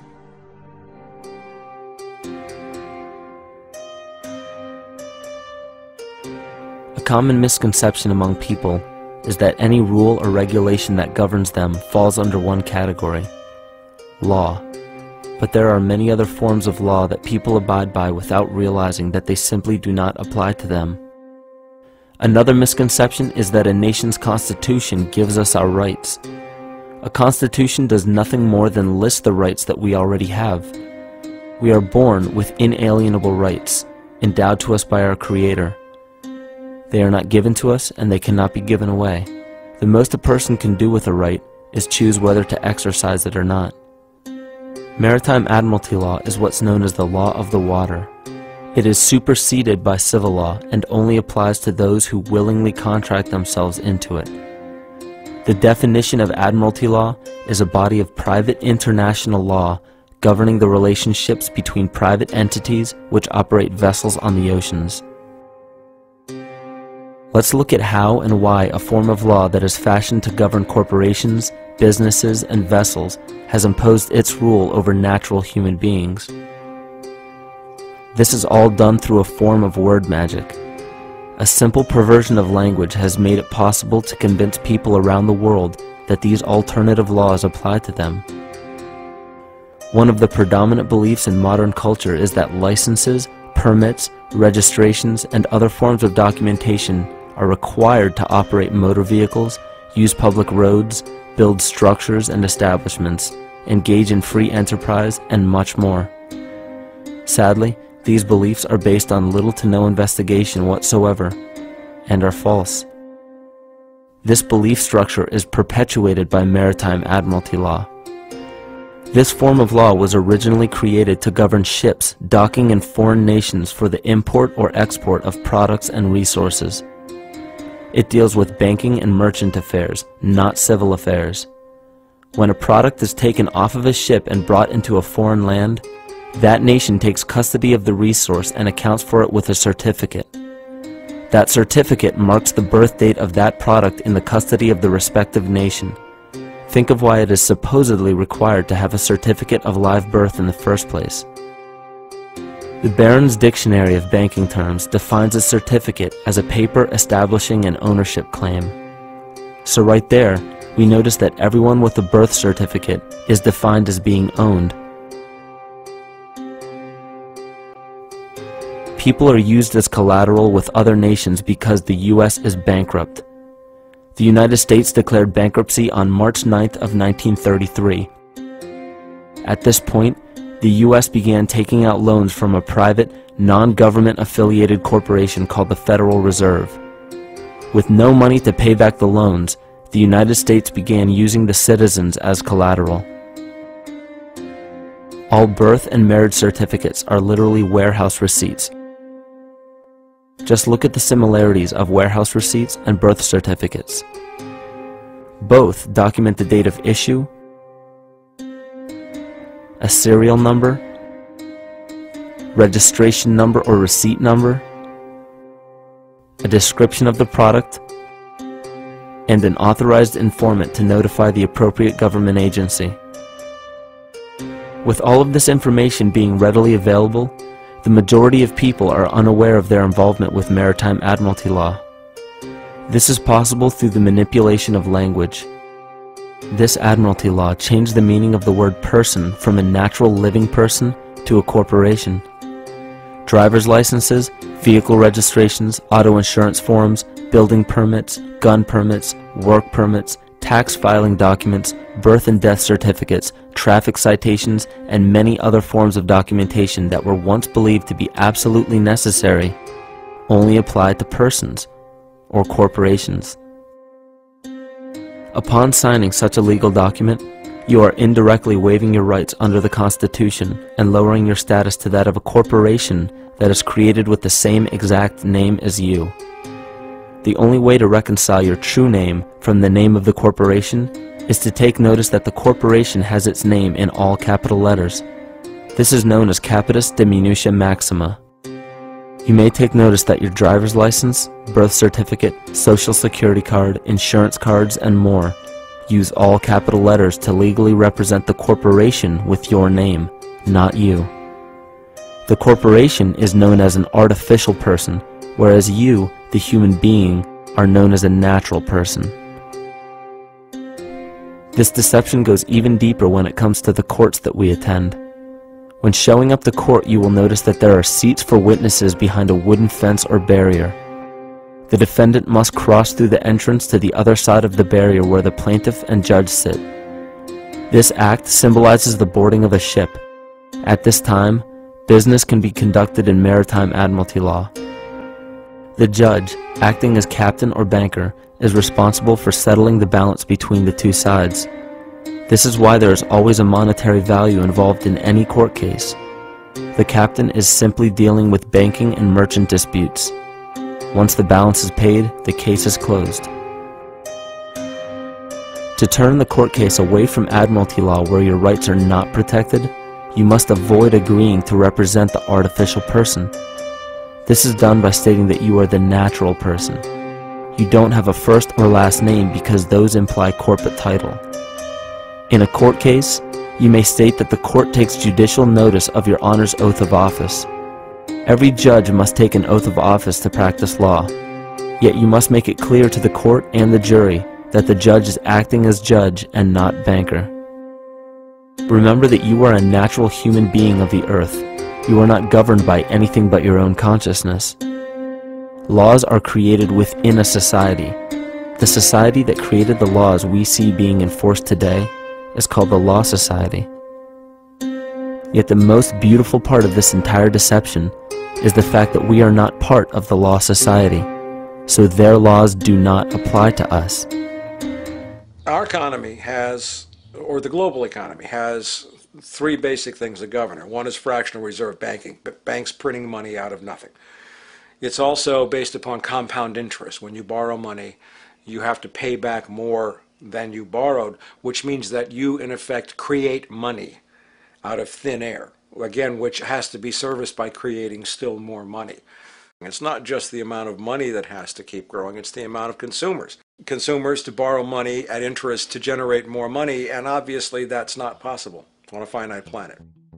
People are basically vehicles to just create money, which must create more money to keep the whole thing from falling apart, which is what's happening right now.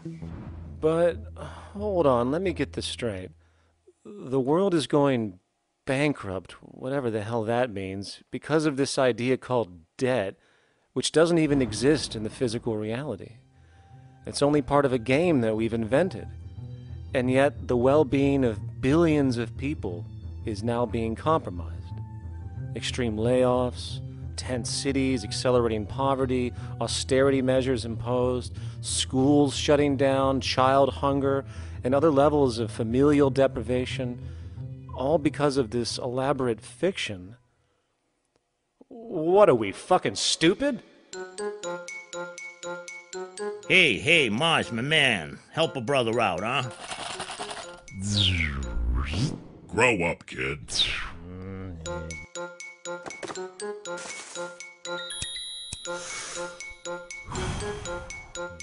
Saturn, what's up, man? You remember that smoking nebula I hooked you up with a while back? Listen, Earth, we're getting really tired of you. You've been given everything, and yet you waste it all. You got plenty of resources, and you know it.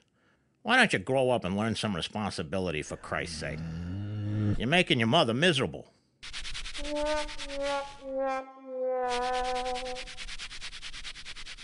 You're on your own, pal. Yeah, whatever.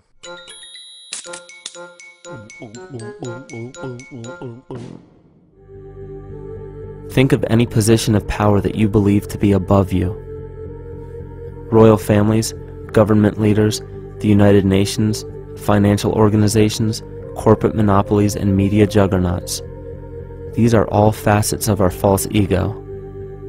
They are the physical advent of our own sickness.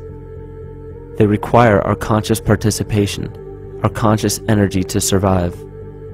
Because without our cooperation, without supplying them with the sustenance of complicity, they starve.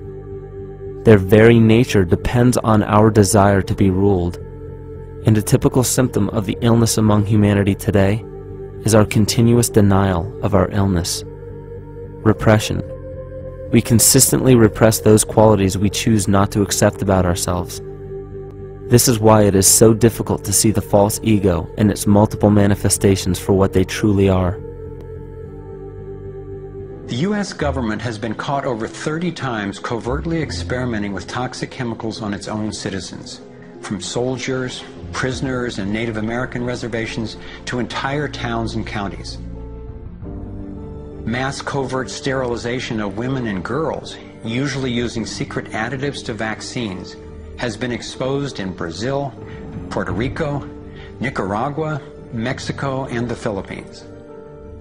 These have been under the auspices of such programs as John D. Rockefeller's Population Council, the U.S. Department of Health, Education, and Welfare, where Nelson Rockefeller was undersecretary, and the Rockefeller-founded World Health Organization. Novartis and Syngenta, in cooperation with the U.S. Department of Agriculture and the Department of Defense, have field-tested a spermicidal strain of GMO corn that would render male consumers infertile.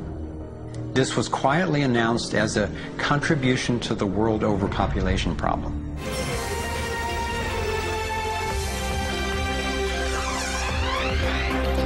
Good evening. A historic occasion will take place in Washington on Monday. Former high-level government employees, military officials, and pilots from all over the world will come together. They'll discuss their own UFO sightings and encounters, and they'll do it at the National Press Club in the nation's capital.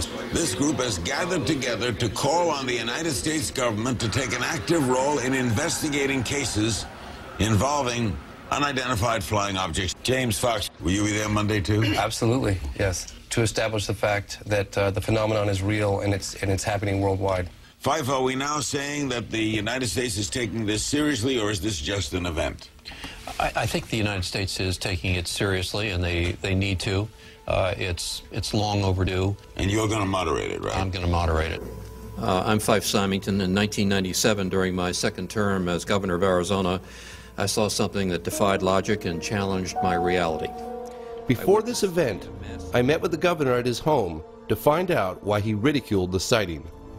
We were in the middle of investigating it and just couldn't get any answers. Paralleling that activity was this almost hysterical environment that was building, the hysteria. The governor told me what was actually going on behind the scenes. And we called Luke Air Force Base, and we called the FAA, and I called various touch base with people. I called my general at the National Guard. Nobody had an explanation. People just sort of said, well, we just don't know what it is.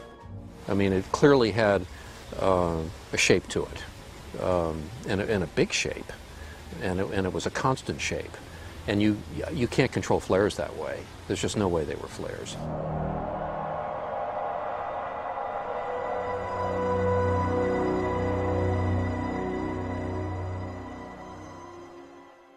Well, I'd like now to set the record straight. I never meant to ridicule anyone. My office did make inquiries as to the origin of the craft, but to this day they remain unanswered. I still don't know what it was. As a pilot and a former Air Force officer, I can definitively say that this craft did not resemble any man-made object that I'd ever seen. Well, I now know that I'm not alone in witnessing something extraordinary. That's the bottom line. There are many high-ranking military, aviation, and government officials, many of whom are here today, who share my concerns. Some of them have truly exceptional stories to tell. My name is James Peniston, United States Air Force retired. In 1980, I was assigned to the largest tactical fighter wing in the Air Force at the time. I was stationed at RAF Woodbridge, England. Shortly after midnight on the 26th of December 1980, Staff Sergeant Steffens briefed me that some lights were seen in Rendlesham Forest, just outside the back gate. He informed me that whatever he seen didn't crash. He told me it landed. There was a craft of some sort that was sitting just inside the tree line. When we arrived to the suspected crash site, it quickly became apparent that we were not dealing with a plane crash, or for that matter, anything else we've ever responded to. Just as Burroughs and I entered the tree line, the shape of the craft was defined. The closer we got, the more the white light dissipated, but what appeared was a triangular craft. When we approached it, it was, I say it measured probably about 9 feet long, maybe 6 feet high, a little higher than me, maybe 6.5 feet. The lighting emanated from the fabric of the craft, and it would actually move around. I mean, it would move. You'd have different locations where maybe a little blue lighting was going into it, or maybe a little red. And then there must have been some type of lighting underneath of it because it silhouetted the aircraft itself. I went around and started doing a 360 walk around the area, taking, recording my observations. I was looking underneath the craft like that. I had taken quite detailed notes on that. Type of aircraft still unknown. No apparent landing gear. No sound, but appears to be pulsating somehow. I would go ahead and feel the craft, which was warm. There was static electricity in the air. Very warm to touch. Identifying markings are on left front side. As I came around to the one side of the craft, there was etching on the faced me just above the center part of the craft itself. Of course, this is done all freehand as I was walking around the craft, but these symbols ran from left to right across, and then underneath that line of symbols was this, which is triangular, and some type of circle here, some type of circle here, and a larger circle here. And of course, all this was filled in with the etching part of it. I had these symbols enlarged and then showed them to cryptologist and mathematician George Daglish. I wanted to know if he had any ideas as to what they might mean. The first symbol looks to me like a vessel with a steering oar afloat in some sort of medium. The second symbol looks like a glyph associated with a mathematical idea known as the Fibonacci series, which is found everywhere in nature. And this is what we have here.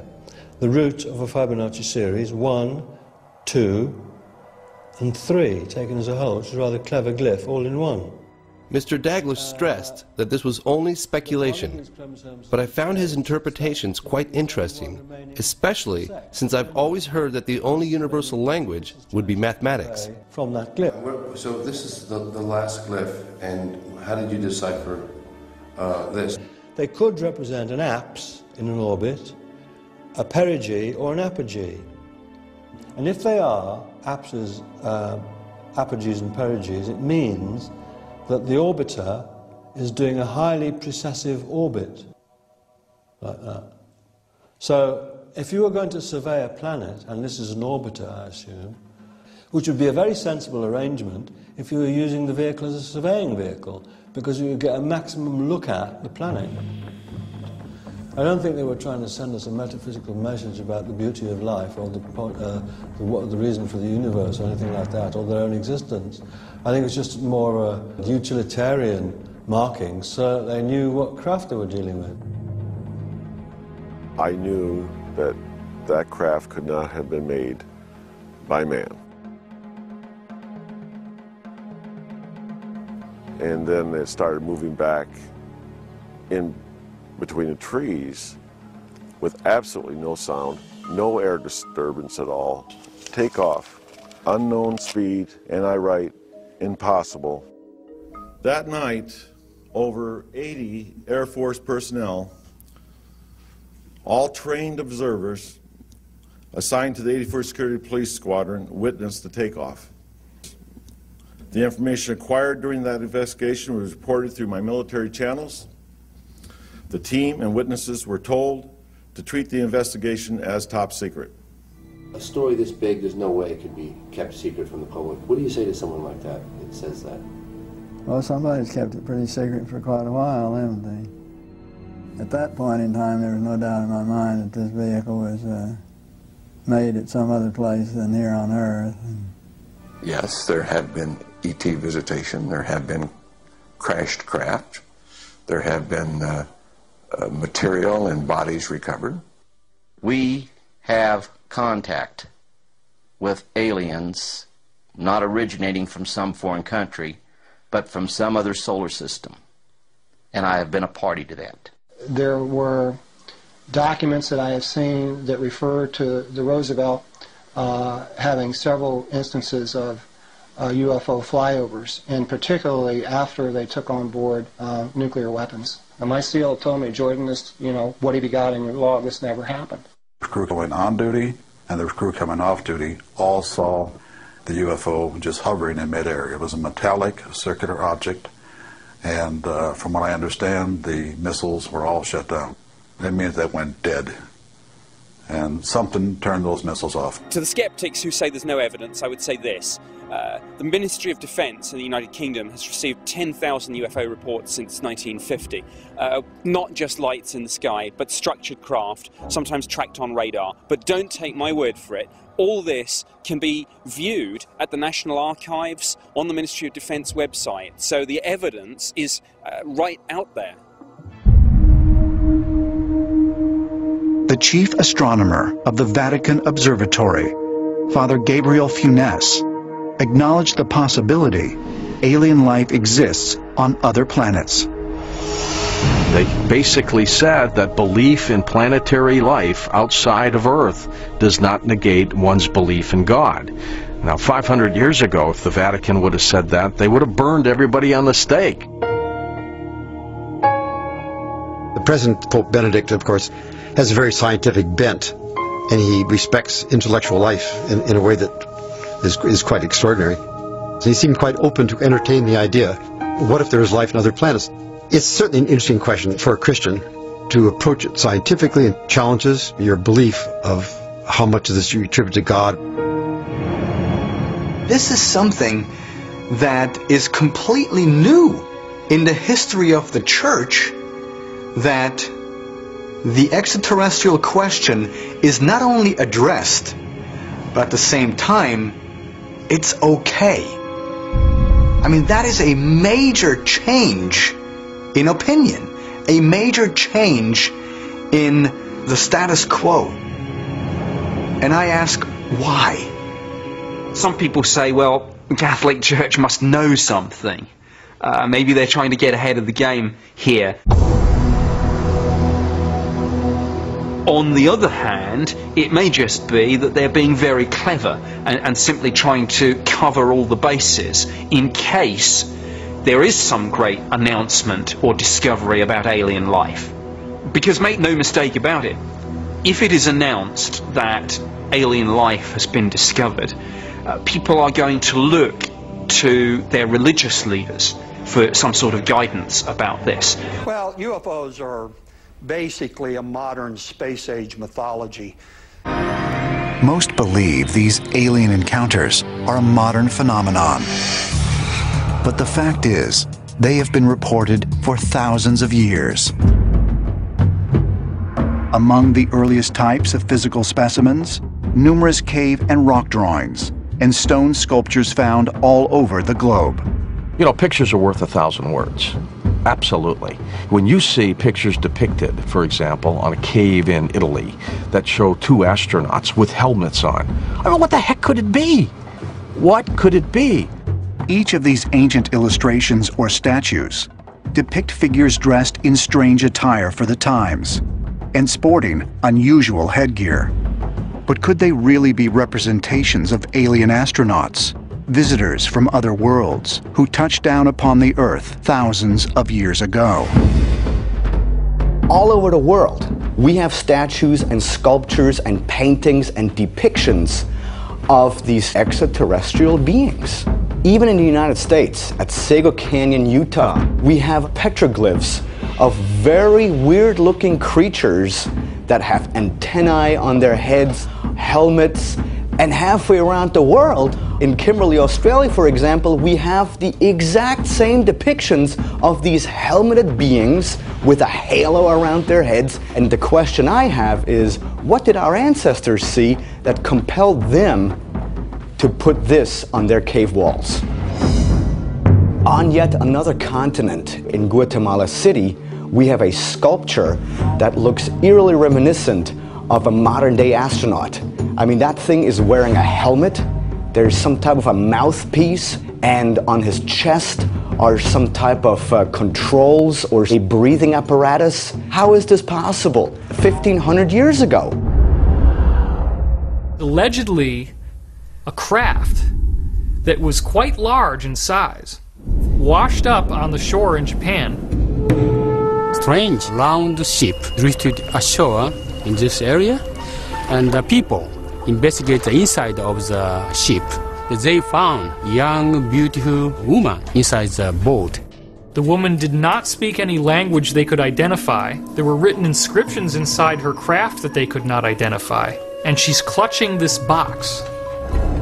Known as the legend of the Utsurubune, or hollow ship, the details of the story have puzzled historians for centuries. There's 5 different drawings that have survived from completely different regions of Japan. They're almost identical to modern UFO reports. The motif of this legend is the same as that of modern UFO legend. That is visitors from outer world in the disc-shaped craft. I think that this legend may have a key to solve the modern UFO legend. India is considered one of the oldest civilizations, with settlements dating back over 11,000 years. It is also home to several of the oldest records of ancient technologies. Ancient Sanskrit texts dating back as far as 6000 BC describe in varying but vivid detail flying machines called vimanas. Vimanas are aeroplanes, and they are powered by some jet engines. Many of the documents contain passages that seem to describe modern machinery and technology. The Vaimanika Shastra goes into metals that are used in these craft. It talks about electricity and power sources. It talks about the pilots and the clothing they have to wear. It talks about the food that they eat. It talks even about the weapons that are kept on these airships. The Vaimanika Shastra, or Science of Aeronautics, indicates Vimanas used a propulsion system based on a combination of gyroscopes, electricity, and mercury. Is this possible? Mercury is an unusual element. Mercury is metal. It's also a liquid, and is a conductor of electricity. Now, there's unusual things you can do with mercury. You can put it into a closed gyroscopic device with mercury spinning around, and then you can electrify it. And studies have been done on this by NASA and by other scientists. And they find that you have levitation effects, anti-gravity kind of effects, and a spinning bright light is part of it too. The Vaimanika Shastra suggests Vimanas were powered by several gyroscopes placed inside a sealed liquid mercury vortex. Our ancestors weren't idiots. Ezekiel saw something that was so frightening to him that he fell to his knees. Then out of the glory of God came this being in these bright clothes that looked like metal and told Ezekiel, all right, man, we brought you here.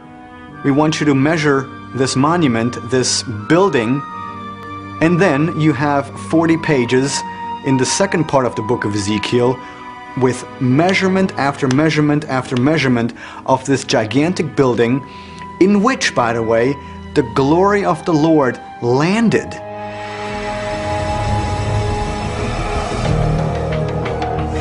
In the early 1970s, NASA scientist Joseph Blumrich set out to disprove the theory that what Ezekiel witnessed was a spaceship. Joseph Blumrich is your proverbial rocket scientist. He worked on the moon project for NASA, and from the mind of a rocket engineer, started to look at what was written in the first part of the book of Ezekiel, and after many months of research, Joseph Blumrich came to the conclusion that what Ezekiel described in his eyewitness report, it was indeed a type of spacecraft. Joseph Blumrich would go on to write The Spaceships of Ezekiel. Several years later, a German structural engineer named Hans Herbert Bayer sketched out a blueprint of the second section of the book of Ezekiel, where Ezekiel is told to construct an open-top building to house the flying chariot. Ezekiel's spaceship fit exactly into the temple that Hans Herbert Bayer recreated. So what we have here is a proof by indication.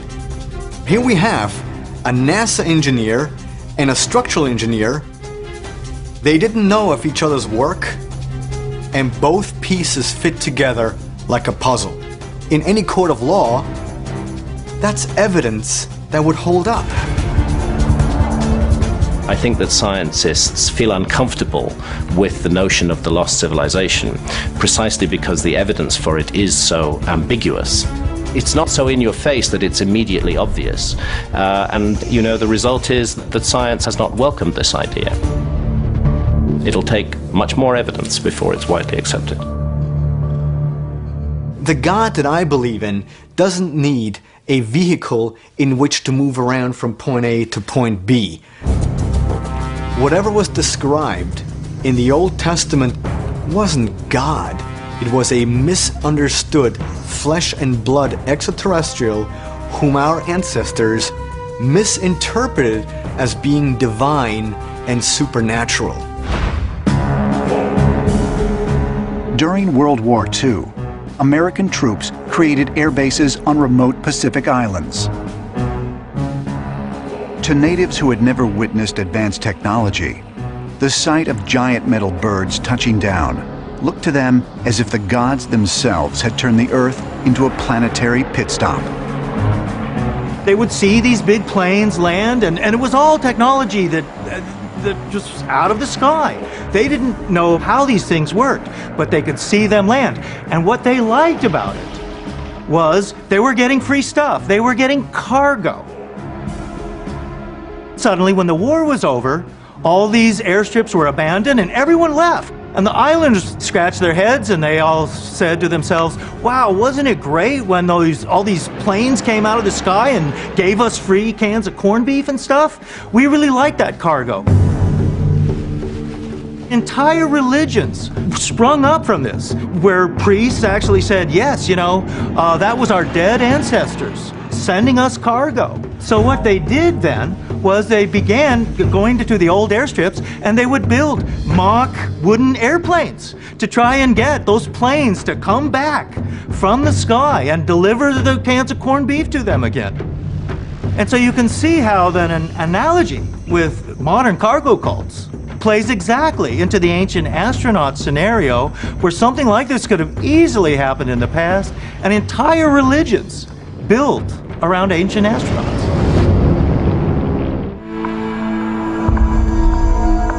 Mali, in northwest Africa. Deep in a remote valley live the Dogon people. Still today, Dogon celebrates a festival in the honor of Namo and that visitation that occurred in the remote past. How do we know this? For this festival, they have wooden masks that date back to a very long time ago when this festival began. The Dogon claimed that their god Amma came from a specific star in the Sirius constellation, the same place where the ancient Egyptians believed their god Osiris was born. This star, which modern astronomers refer to as Sirius B, the Dogon called Potolo. But what baffles experts is that the star is so far from Earth, it's impossible to see with the naked eye. I was very intrigued by this, by the way. I mean, the Dogons should not have known about the existence of this star. Sirius is the second nearest star from our solar system. It's 8 light years away. In fact, it's not even visible with standard telescopes.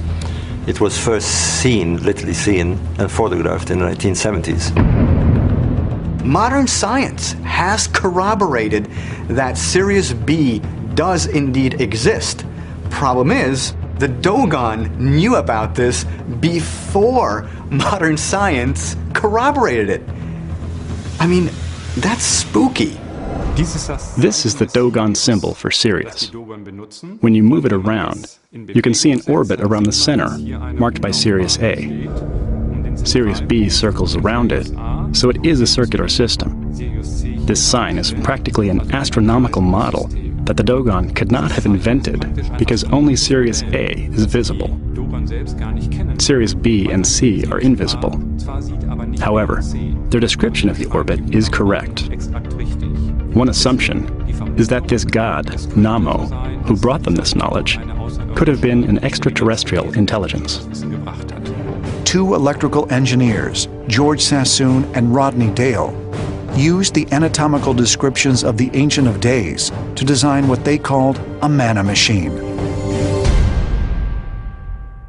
This really is the key diagram of the mana machine as we built it up from the texts. For instance, 1 here is the mouth, but it's actually the air intake, which carries what is described as the breath of life.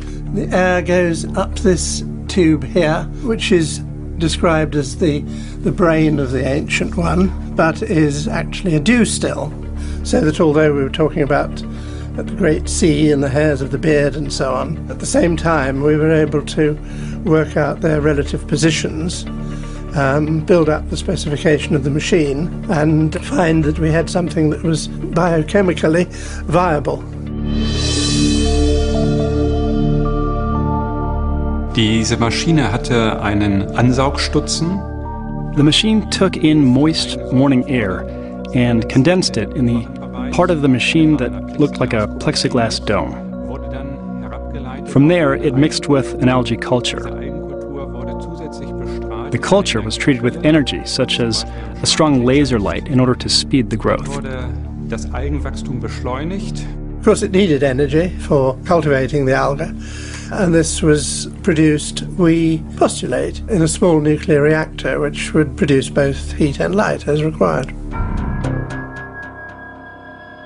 Die Mana-Maschine war wahrscheinlich... The mana machine was a very dangerous device. We suspect that the reactor that powered the machine was transported in the Ark of the Covenant. Transportiert wurde. We have multiple references in the Bible that whoever came close to the Ark of the Covenant and didn't know how to operate it was smitten to death. And sometimes people, after they encountered the Ark, started to lose their nails and started to lose their hair. So we have evidence of some type of radiation poisoning which was in direct correlation with the Ark of the Covenant. And so the Ark of the Covenant housed an extraterrestrial device which was given to the Israelites during their 40-year wandering through the desert. The mana machine is believed to have supplied a highly nutritious form of green algae, or chlorella, as its food source. It's yet another theory supported by modern science. We found that work in the field of space travel had already been done, where the green alga chlorella was bred in tanks and fed to people living in the closed environment and kept them alive. Research studies done by NASA in the 1960s and 1970s established that human life could be sustained for extended periods of time by consuming chlorella algae and nothing else. If it's possible for astronauts to survive on algae, could the Israelites have done the same? Die Manna-Maschine war ein... The Manna machine was a sensitive device. In order to function properly, it had to be cleaned once a week. On that day, the machine was taken apart and cleaned. So it's possible that the Sabbath we have today actually originated from cleaning this machine. In the Bible, God commanded Noah to collect 2 of every kind of living creature: animal, bird, and insect. But many biblical scholars and theologians agree that such a task would have been both physically and biologically impossible. Could there be another, more scientific explanation? The story of Noah's Ark is pretty implausible if you think about it. You have 2 animals of each creature on planet Earth on a boat. Not only would the boat have to be huge, but how are you going to collect every animal on the planet and put it on that ship? So, could it be possible that Noah's Ark was once again misunderstood technology, and Noah's Ark was a DNA bank? In 2008, on the Arctic island of Svalbard, a vault was built to store the seeds of hundreds of thousands of plants in the event of a global catastrophe. Elsewhere, similar efforts are reportedly underway to store animal and human DNA as well. Cutting-edge science, or merely history repeating itself? The Frozen Ark project is a program that was initiated by the London Natural History Museum. What they've done is they started to store DNA of endangered species for future generations, for preservation. And as of today, over 1,000 species have been preserved in small little vials. And so the question arises, could it be possible that Noah's Ark wasn't necessarily a boat made out of wood, but what if Noah's Ark was some type of a DNA storage facility that was used in order to preserve all the species on planet Earth? If each species can be held in a tiny vial like this, then it all becomes very logical. And once again, we have to look at it from a perspective, what did our ancestors try to describe? What did they witness? Life has been found in almost every single environment on Earth. And this is so exciting because other planets have conditions very different from Earth's. And it gives us hope that if life can exist on almost any single condition on Earth, that it can also live on another planet. Space, 2007. A bacteria-ridden chunk of rock is strapped to the outside of the International Space Station. After 18 months in the hostile environment of space, the rock is retrieved. And one colony of bacteria actually survived. And the International Space Station is in low Earth orbit. It's going into orbit day and orbit night. It has wild temperature swings, it gets cosmic radiation, and the vacuum of space, and the life still survived. In 2006 and 2008, biologists on board separate space shuttle missions made a frightening discovery. Salmonella bacteria exposed to zero gravity actually got deadlier by as much as 700%. It's interesting that what they found was that at zero gravity, there were mutations in the culture that led to a huge increase in virulence of the Salmonella superbug. They do the best in terms of their mission to self-replicate under zero gravity. To me, it is another indication that bacteria are space travelers. What you have is this risk that if you are bringing in viruses or elements from outer space, it could become a much more deadly form of that same germ than if it had developed on Earth. The Stardust Mission, 2006. A NASA spacecraft plunges through the tail of Comet 81P Wild, collecting comet particles on blocks of a sticky material called aerogel. The findings stun even the most cynical scientists. The Stardust detector came back to Earth. The particles collected were studied in detail, and many organic compounds were found, including the amino acid glycine, which is a building block for life. Might asteroids and meteors really be the delivery system for alien microbes and other extraterrestrial life forms? Could strange germs and deadly diseases be the result of biological hitchhikers in space? If you look at the historical records, plagues come suddenly, almost from nowhere. So I think comets are the natural carriers that one could look to as being the source of these epidemics. In 2006, genetic researchers at the University of California at Santa Cruz discovered an area of the genome they called HAR1 that appears to be unique to humans. Scientists believe the HAR1 gene plays a critical role in the advanced development of the human brain and is a key element that sets us apart from other animals. But where did it come from? Did humans develop this distinct gene naturally through evolution? Or did it land here from another planet? Francis Crick, the British scientist who helped discover the structure of DNA, believed that human genes could not have evolved by chance. Crick didn't feel in that period of roughly 600 million years from the formation of the planet down to the time when the planet could first support life, there was enough time for DNA to evolve by accident. It's an enormously complicated molecule. Crick gave this analogy. You would be more likely to assemble a fully functioning and flying jumbo jet by passing a hurricane through a junkyard than you would be to assemble the DNA molecule by chance in any kind of primeval soup in 500 or 600 million years. It's just not possible. But if this molecule could not have evolved accidentally, how was it created?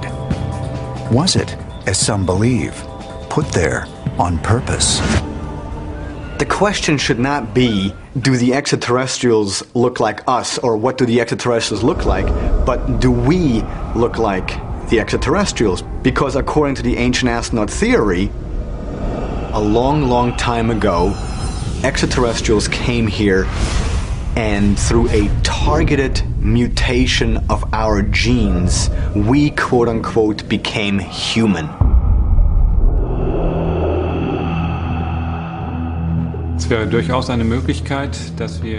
Possibly, there's information in our DNA about whether human evolution was manipulated or not. The DNA is almost deciphered, yet we only understand 5% of the information it carries. Welche Informationen unser Erbgut trägt.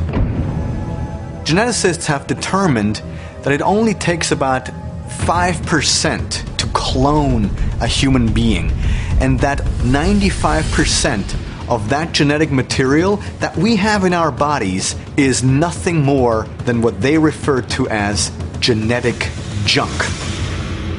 why is everything there? And there's probably parts of the DNA that don't have an obvious current function. Maybe they're left over from something that was used in the past, kind of like our appendix is left over. Could this genetic junk hold the key to the evolution of humans? Some people suggest that decoding our DNA entirely will unlock startling information about our origins. But could it even prove that aliens played a role in our development thousands of years ago? If you hypothetically wanted to record an eternal message that could be decoded by a creature that had eventually evolved enough intelligence to decode it, and the place to put that message would not be on some monument or in some text which might be swept away, but actually on the DNA of the creature itself. It's recently been established that DNA is a recording medium of almost limitless power. It would be technically possible to record the entire knowledge of a civilization on the DNA in our bodies. All you'd need is a way to access that information. We are the only one who came out of the family tree with culture. Why? Evolution says by coincidence. We have adapted as best. I say no, it was an artificial mutation made out of the family tree. Here, in what is now known as Iraq, lies what is commonly regarded by historians and archaeologists as the cradle of civilization. Between 3500 and 1900 BC, the fertile area between the Tigris and Euphrates rivers was the home of the Sumerian people. The Sumerians also invented the first known writing system by using cuneiform script on clay tablets. In the 19th century, archaeologists exploring the ancient ruins of Nineveh discovered 22,000 of these clay tablets. When they were later translated, the texts described many stories similar to those found in the Judeo-Christian Bible. In 1976, author Zecharia Sitchin published his own translations of the Sumerian texts in a series of books called The Earth Chronicles. According to Sitchin, the clay tablets describe an alien race known as the Anunnaki, who came to Earth to mine gold. Well, there's a lot of gold here, but we're not digging it out. What are we going to do? We need workers. So they look at what is on this planet, and that is Homo erectus, and they say, well, they're not very intelligent, and they're not going to listen to us, so we're going to genetically alter them. According to Zecharia Sitchin, the Adamu were the first modern humans. They were created by the Anunnaki 450,000 years ago, when they genetically mixed their DNA with that of prehistoric man. They took one cell of one of these ancestors of us. They changed the cell by an artificial mutation. They changed the DNA code, what our genetics are doing every day. It's carved in their stone. This is not something made up. This is part of the Sumerian history. If you believe Sitchin's theory that mankind was created by ETs for slave labor, all of a sudden it makes sense. And then when you look at the biblical terms of what may have happened, Adam and Eve, sure, they may have been two individuals back a long time ago, the beginning of time. But perhaps Adam and Eve were the first of the genetically created human beings. Closer comparisons between the Hebrew Bible and the Sumerian texts reveal many similarities, not only in their stories, but also in their language. Adam is Hebrew for man. Adamu is what the Sumerians refer to as first man, the Anunnaki slaves.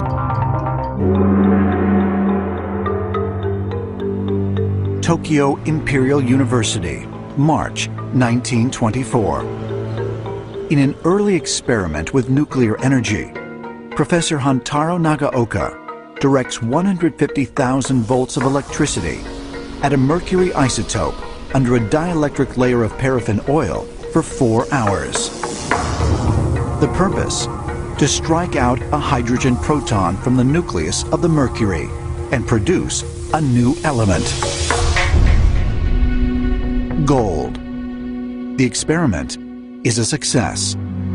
Professor Nagaoka has solved a mystery that has eluded scientists for centuries. The mystery of the Philosopher's Stone. The Philosopher's Stone was an idea that you could have a magic kind of material that would turn lead or some very inexpensive metal into gold. The thought that one could do that is attractive in and of itself. For thousands of years, kings sought out this mythical device, one that could create gold out of common metal. Scientists and alchemists spent centuries trying to invent one. Even Sir Isaac Newton obsessed over the mystery of the Philosopher's Stone in the 17th century. Although the English crown, fearing the potential devaluation of gold, had made the practice of alchemy punishable by death.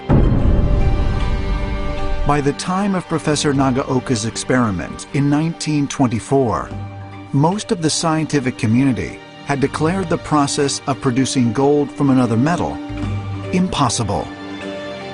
But that quickly changed once they knew where to look. The secret of alchemy lies in the stars. When you think about how gold's made, naturally, gold is formed basically in the nuclear reactions in the sun. And then it's spread throughout the universe when a supernova occurs, and the sun explodes and sends all of the products out. Because we now can do controlled nuclear reactions, we have the ability finally to essentially manufacture gold from other elements. In 1929, historians discovered a map which had been painted onto a piece of gazelle hide. They traced the document back to a 16th century Turkish admiral named Piri Reis. But in stark contrast to other maps dating back to that time, the map depicts landmasses that were still, as yet, unexplored. It shows the coast of Antarctica as it exists under the current ice cover. Now that's really pretty amazing because it would tend to indicate that the map was made at a time when Antarctica was ice-free, which would be many millions of years ago.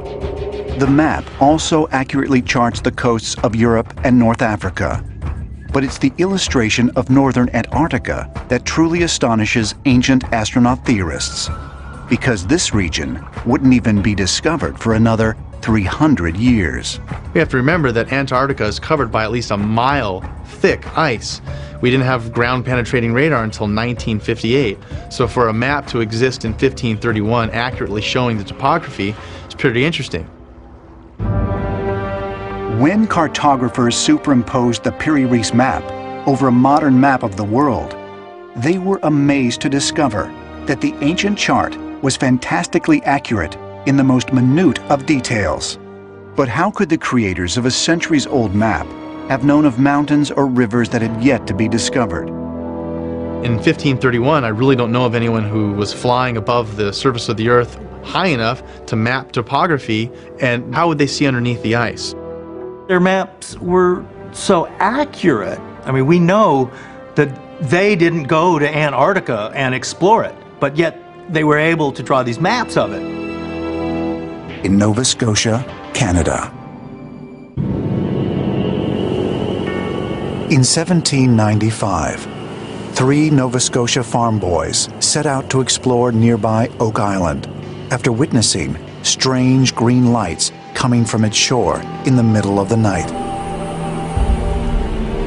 As they came to the island, they saw that there was one little, pit that they thought, well, this is very odd. So they started to dig in that particular spot.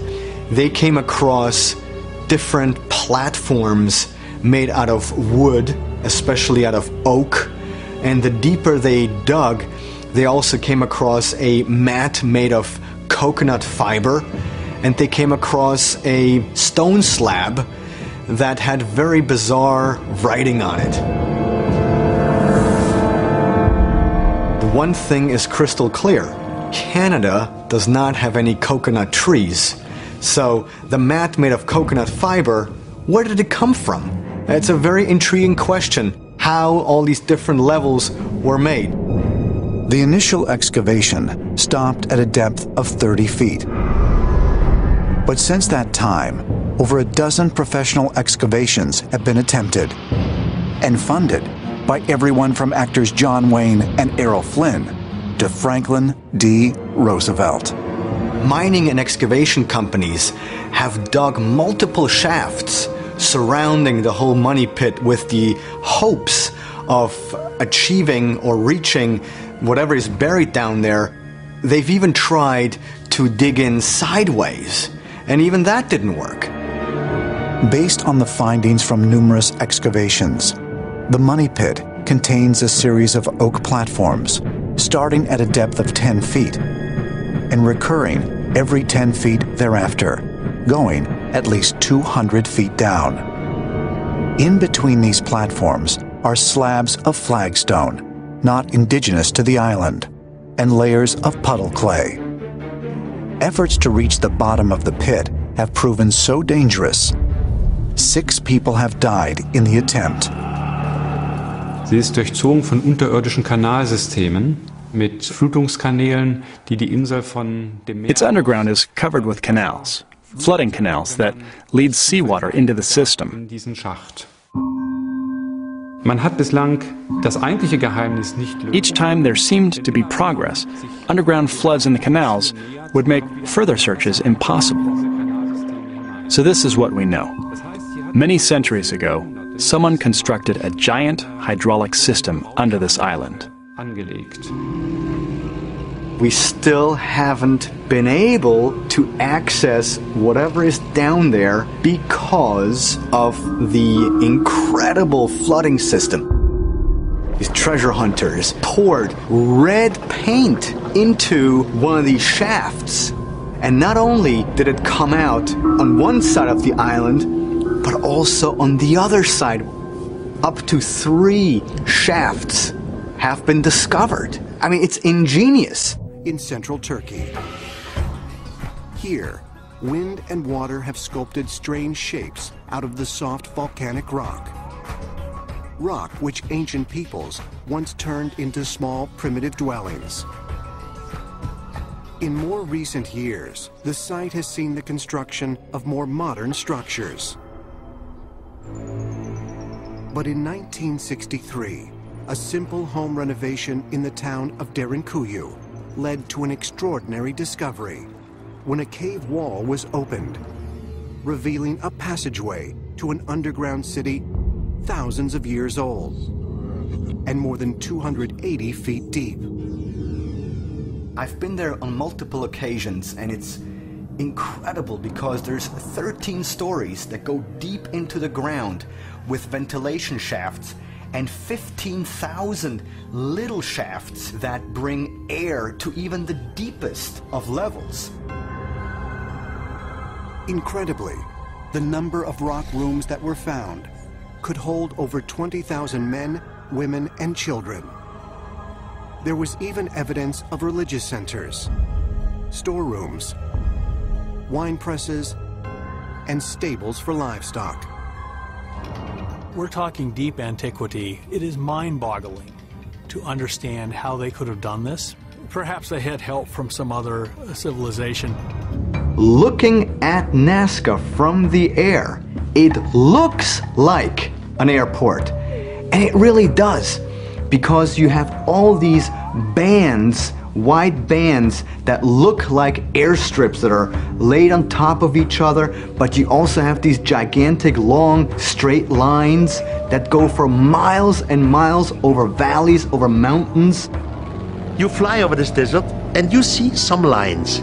The lines look like airstrips. They start abruptly, they end abruptly.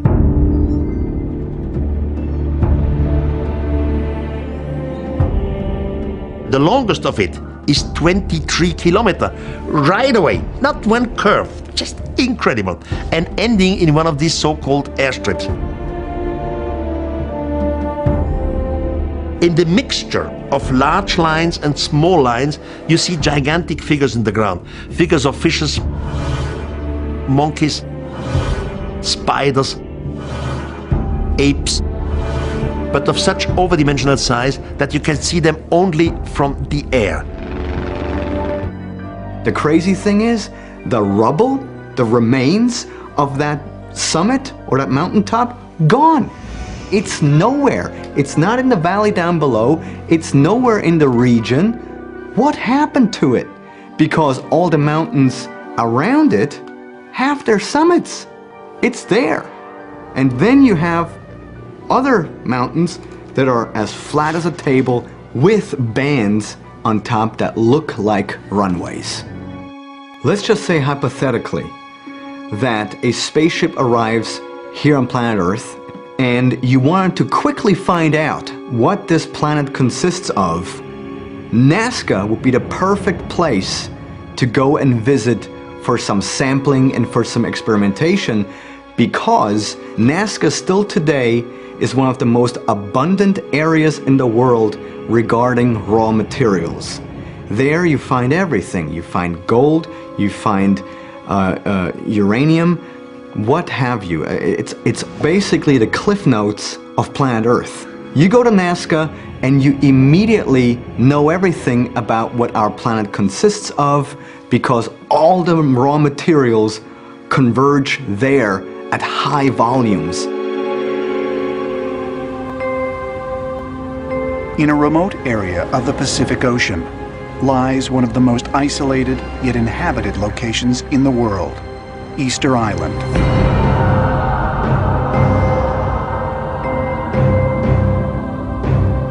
Here, over 800 stone guardians called moai stand watch over the island's coastline. But are they primitive native carvings or eerie portraits of alien visitors from thousands of years ago? Whatever they were for, they're made to last for thousands of years. They're built out of blocks of stone that weigh many, many tons. Not only are people building structures out of these huge megalithic blocks of stone, but this was going on around the world. And yet, supposedly, it's just primitive people doing this for no really good reason, it would seem. 3,000 miles away, in the Republic of Bolivia, stonework exists which is amazingly similar to the statues of Easter Island.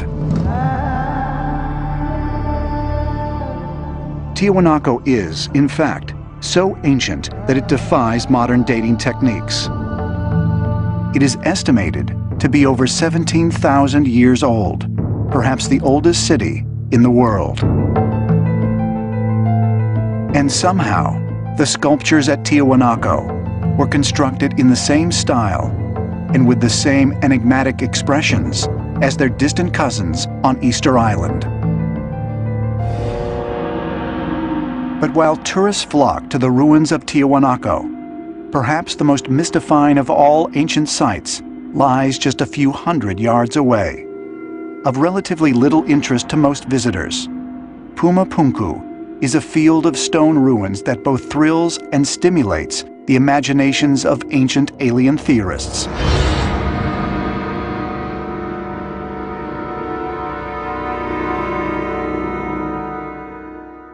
In my opinion, the most significant piece of evidence that we have in this entire ancient astronaut puzzle is Pumapunku in the highland of Bolivia. Logic does not exist at Pumapunku because there we have megalithic structures which just lie about this entire site as if ripped apart by some sort of a great force. The blocks of Pumapunku were so finely cut that they once perfectly interlocked, like the pieces of an elaborate puzzle. But with the nearest quarry over 10 miles away, How did these colossal stones, some weighing hundreds of tons, even get here? We are talking about the place 4,000 meters over sea level. That means there are no trees up there, which you could use for rollers. Nothing grows except a few grasses and bushes. I have stood in front of many monuments. However, Puma Punku takes the crown. Let's talk a little bit about inside boxes. Ooh, I was afraid you were going to pull something like this on me. That is a hell of a piece of work.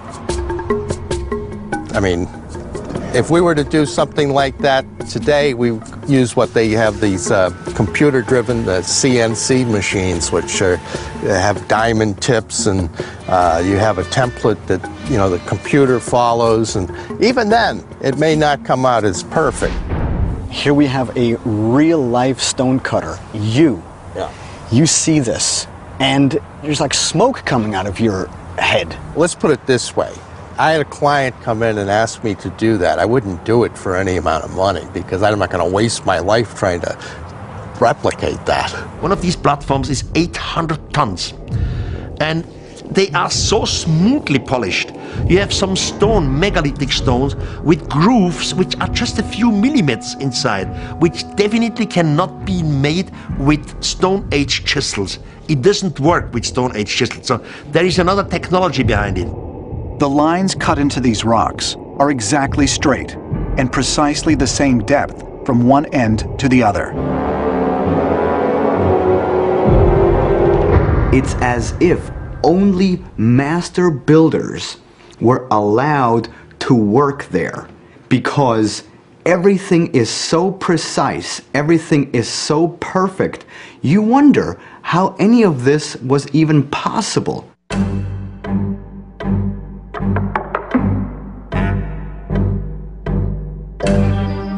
One of the most intriguing things there is that the stones that were used there aren't sandstone, they're granite and diorite. The only stone that's harder than diorite is diamond. So the only way that this could have been achieved is if the tools were tipped with diamonds. American professors who were up there with their computer and modern measurements, they were really shocked. In their literature, they say it is impossible. When I saw these blocks, I didn't really think that they were cut. The first thing really that I thought of was this appears very similar to Frank Lloyd Wright's textile block system of construction, which he used in his California houses in the early 1920s. Now what he did was he took concrete, poured it into molds. There actually are ancient Incan legends that suggest that they had the capability of softening the stone. At Sacsayhuaman, for example, we find these gigantic stone blocks, gigantic stone walls, where it looks as if those stones were molten, put into place, and then the stone hardened again. Melting the rocks and then pouring them into place would take an incredible amount of heat just to spall off pieces of stone. I have a stone torch which I use for sometimes shaping granite, and I mean it generates a temperature of in excess of 3,000 degrees. 3,000 degrees. That's a lot. Central Mexico, 35 miles northeast of Mexico City. Here, in a highlands plateau, lies the enormous archaeological site of the ancient city of Teotihuacan. Established around 100 BC and lasting until its fall between the 7th and 8th centuries, Teotihuacan was one of the largest cities in the ancient world, with over 150,000 inhabitants at its peak. Researchers have also found numerous and remarkable similarities to the Great Pyramids of Egypt. The base perimeter of the Pyramid of the Sun is 4 pi times its height. In Giza, it's 2 times pi its height. Essentially, the Pyramid of the Sun is exactly half as tall as the Pyramid of Giza. Teotihuacan is created according to a specific layout. The Temple of the Sun, the Temple of the Moon, and the Temple of Quetzalcoatl are in the same layout as Orion's Belt, which is basically the formation which the 3 pyramids of the Giza Plateau have been laid out into as well. But perhaps the most intriguing aspect of Teotihuacan is the finding by archaeologists of the extensive use of mica embedded in numerous structures. A mineral only found 3,000 miles away in Brazil. It's found in all buildings, housing complexes, temples, and along the roads. It's found everywhere. These mica sheets were probably transported from thousands of miles away from Brazil. That's the nearest source. Now, why would you want to do that? So they were obviously not there for decoration because you couldn't see them. Mica has some electrical properties that make it very good for being an insulator. It resists the transmission of electricity. It's also very good at being able to be stable at high temperatures so that it can be used in furnace windows and oven windows. It is clear, so you can see through it, and at the same time it stands up to the temperature and electrical discharges. So we know that they must have had a very specific and good reason to incorporate it. And the only possible reasons really why they would be doing this is because somehow it was part of some technology. Recently, archaeologists have also discovered large quantities of mica crystals in a subterranean chamber, as well as in several shafts that run beneath the Avenue of the Dead. There is an underground shaft that goes from the mica chamber in direction of the Pyramid of the Sun. So is it possible that this mica chamber contained some type of an energy-producing device? A power plant that fed some of the other pyramids? It is possible. When we start looking at hieroglyphs, we are amazed as to how beautiful and how carefully they have been carved. The technology which we see is clearly of a perfection which is beautiful and almost makes our heart cry whenever you come face to face with it. Experts believe the most impressive evidence of advanced machining can be found on Karnak's tall, 4-sided tapering monuments called obelisks. The obelisk is carved with the same inscriptions on 4 sides, and they're all exactly the same, and they're beautifully cut and articulated hieroglyphs into this red granite stone. We would look at it today and say it had to be some sort of machine that carved these things out. For example, there were slots. They were only 0.14 inches wide, ½ inch deep. When you look inside, you can see the bottom of them were made by a rotating tool. So this was a tool that punched in, came out, stepped down, punched in, came out. The human hand, no matter how good you are, can never do that. The tool marks themselves, the precision, the depth, the rotating impressions that were made were not done by hand. Some of those were so precisely engraved as to require machine tools to do it.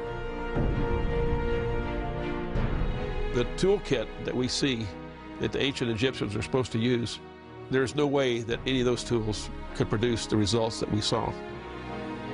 To many scholars, the apparent precision used in the construction of the obelisks at Karnak suggests a 21st century level of expertise. In 1902, construction workers, while building the foundation for several houses, accidentally discovered a mysterious underground sanctuary dating to 2500 BC. Called the Hypogeum, the subterranean structure was revealed to be 3 levels deep, all hewn from solid stone. It's been estimated that they removed more than 2,000 tons of stone from these subterranean chambers to create a space that beautifully replicates the temples above ground. Perhaps one of the greatest mysteries concerning the hypogeum involve the acoustical properties in what is called the oracle room. The acoustic properties within this are absolutely extraordinary, because what happens is that if a person is within the oracle room, the way that their voice is carried is heard within the whole of the complex. The ancients were using this profound sound technology in order to put themselves into a deep state of trance in order to access higher human consciousness. They wanted to go deep within in order to connect themselves with star energy. There are many ancient legends which suggest that some of the monuments were built with the help of acoustic levitation. What the local legend of Stonehenge talks about is that those big stones were transported by way of levitation by none other than Merlin the wizard. And he had a magical rod with which he pointed at the stones, and they would levitate and position into place.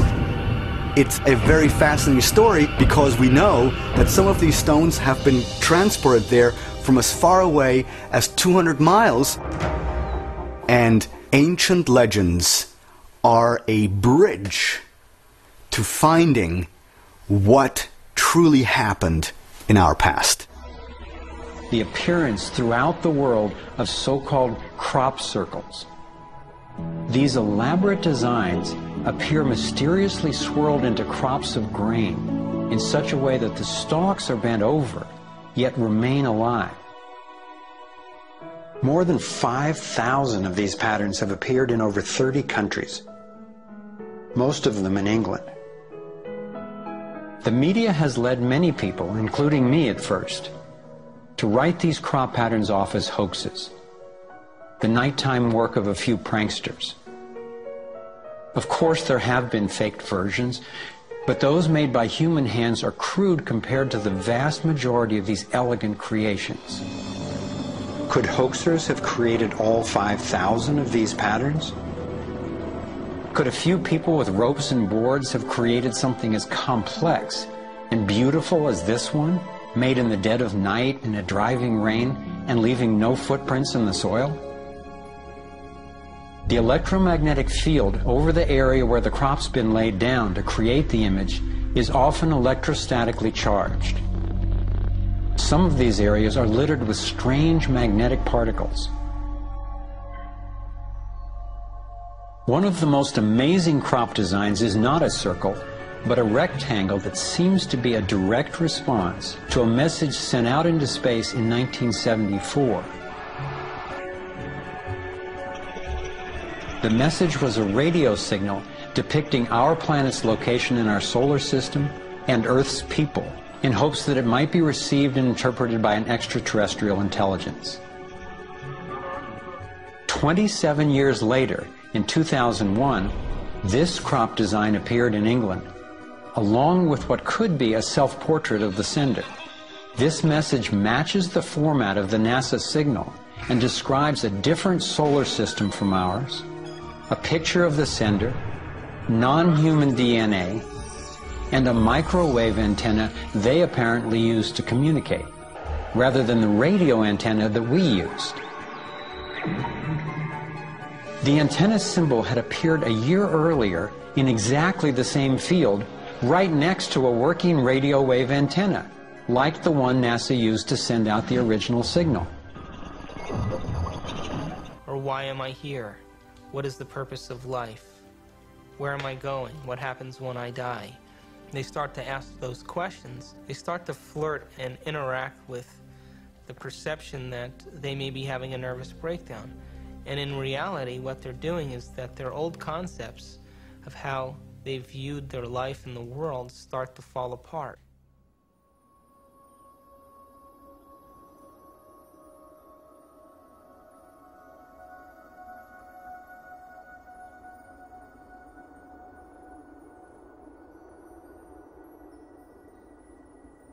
that's why very few people make this journey, because it's deeply unsettling. All of the molds that we have lived by have to be broken, and we have to liberate ourselves in this way. And sometimes there's an awkward period between the comfort that we knew before and the real state of comfort when we are the Lord of our being, which follows that interval of chaos. Most people, when they get into the chaos, give up hope and go back to the old false securities. They get to live a reasonable life and they get to die in some sort of peace, but they haven't advanced spiritually at all in that experiment that we call the life.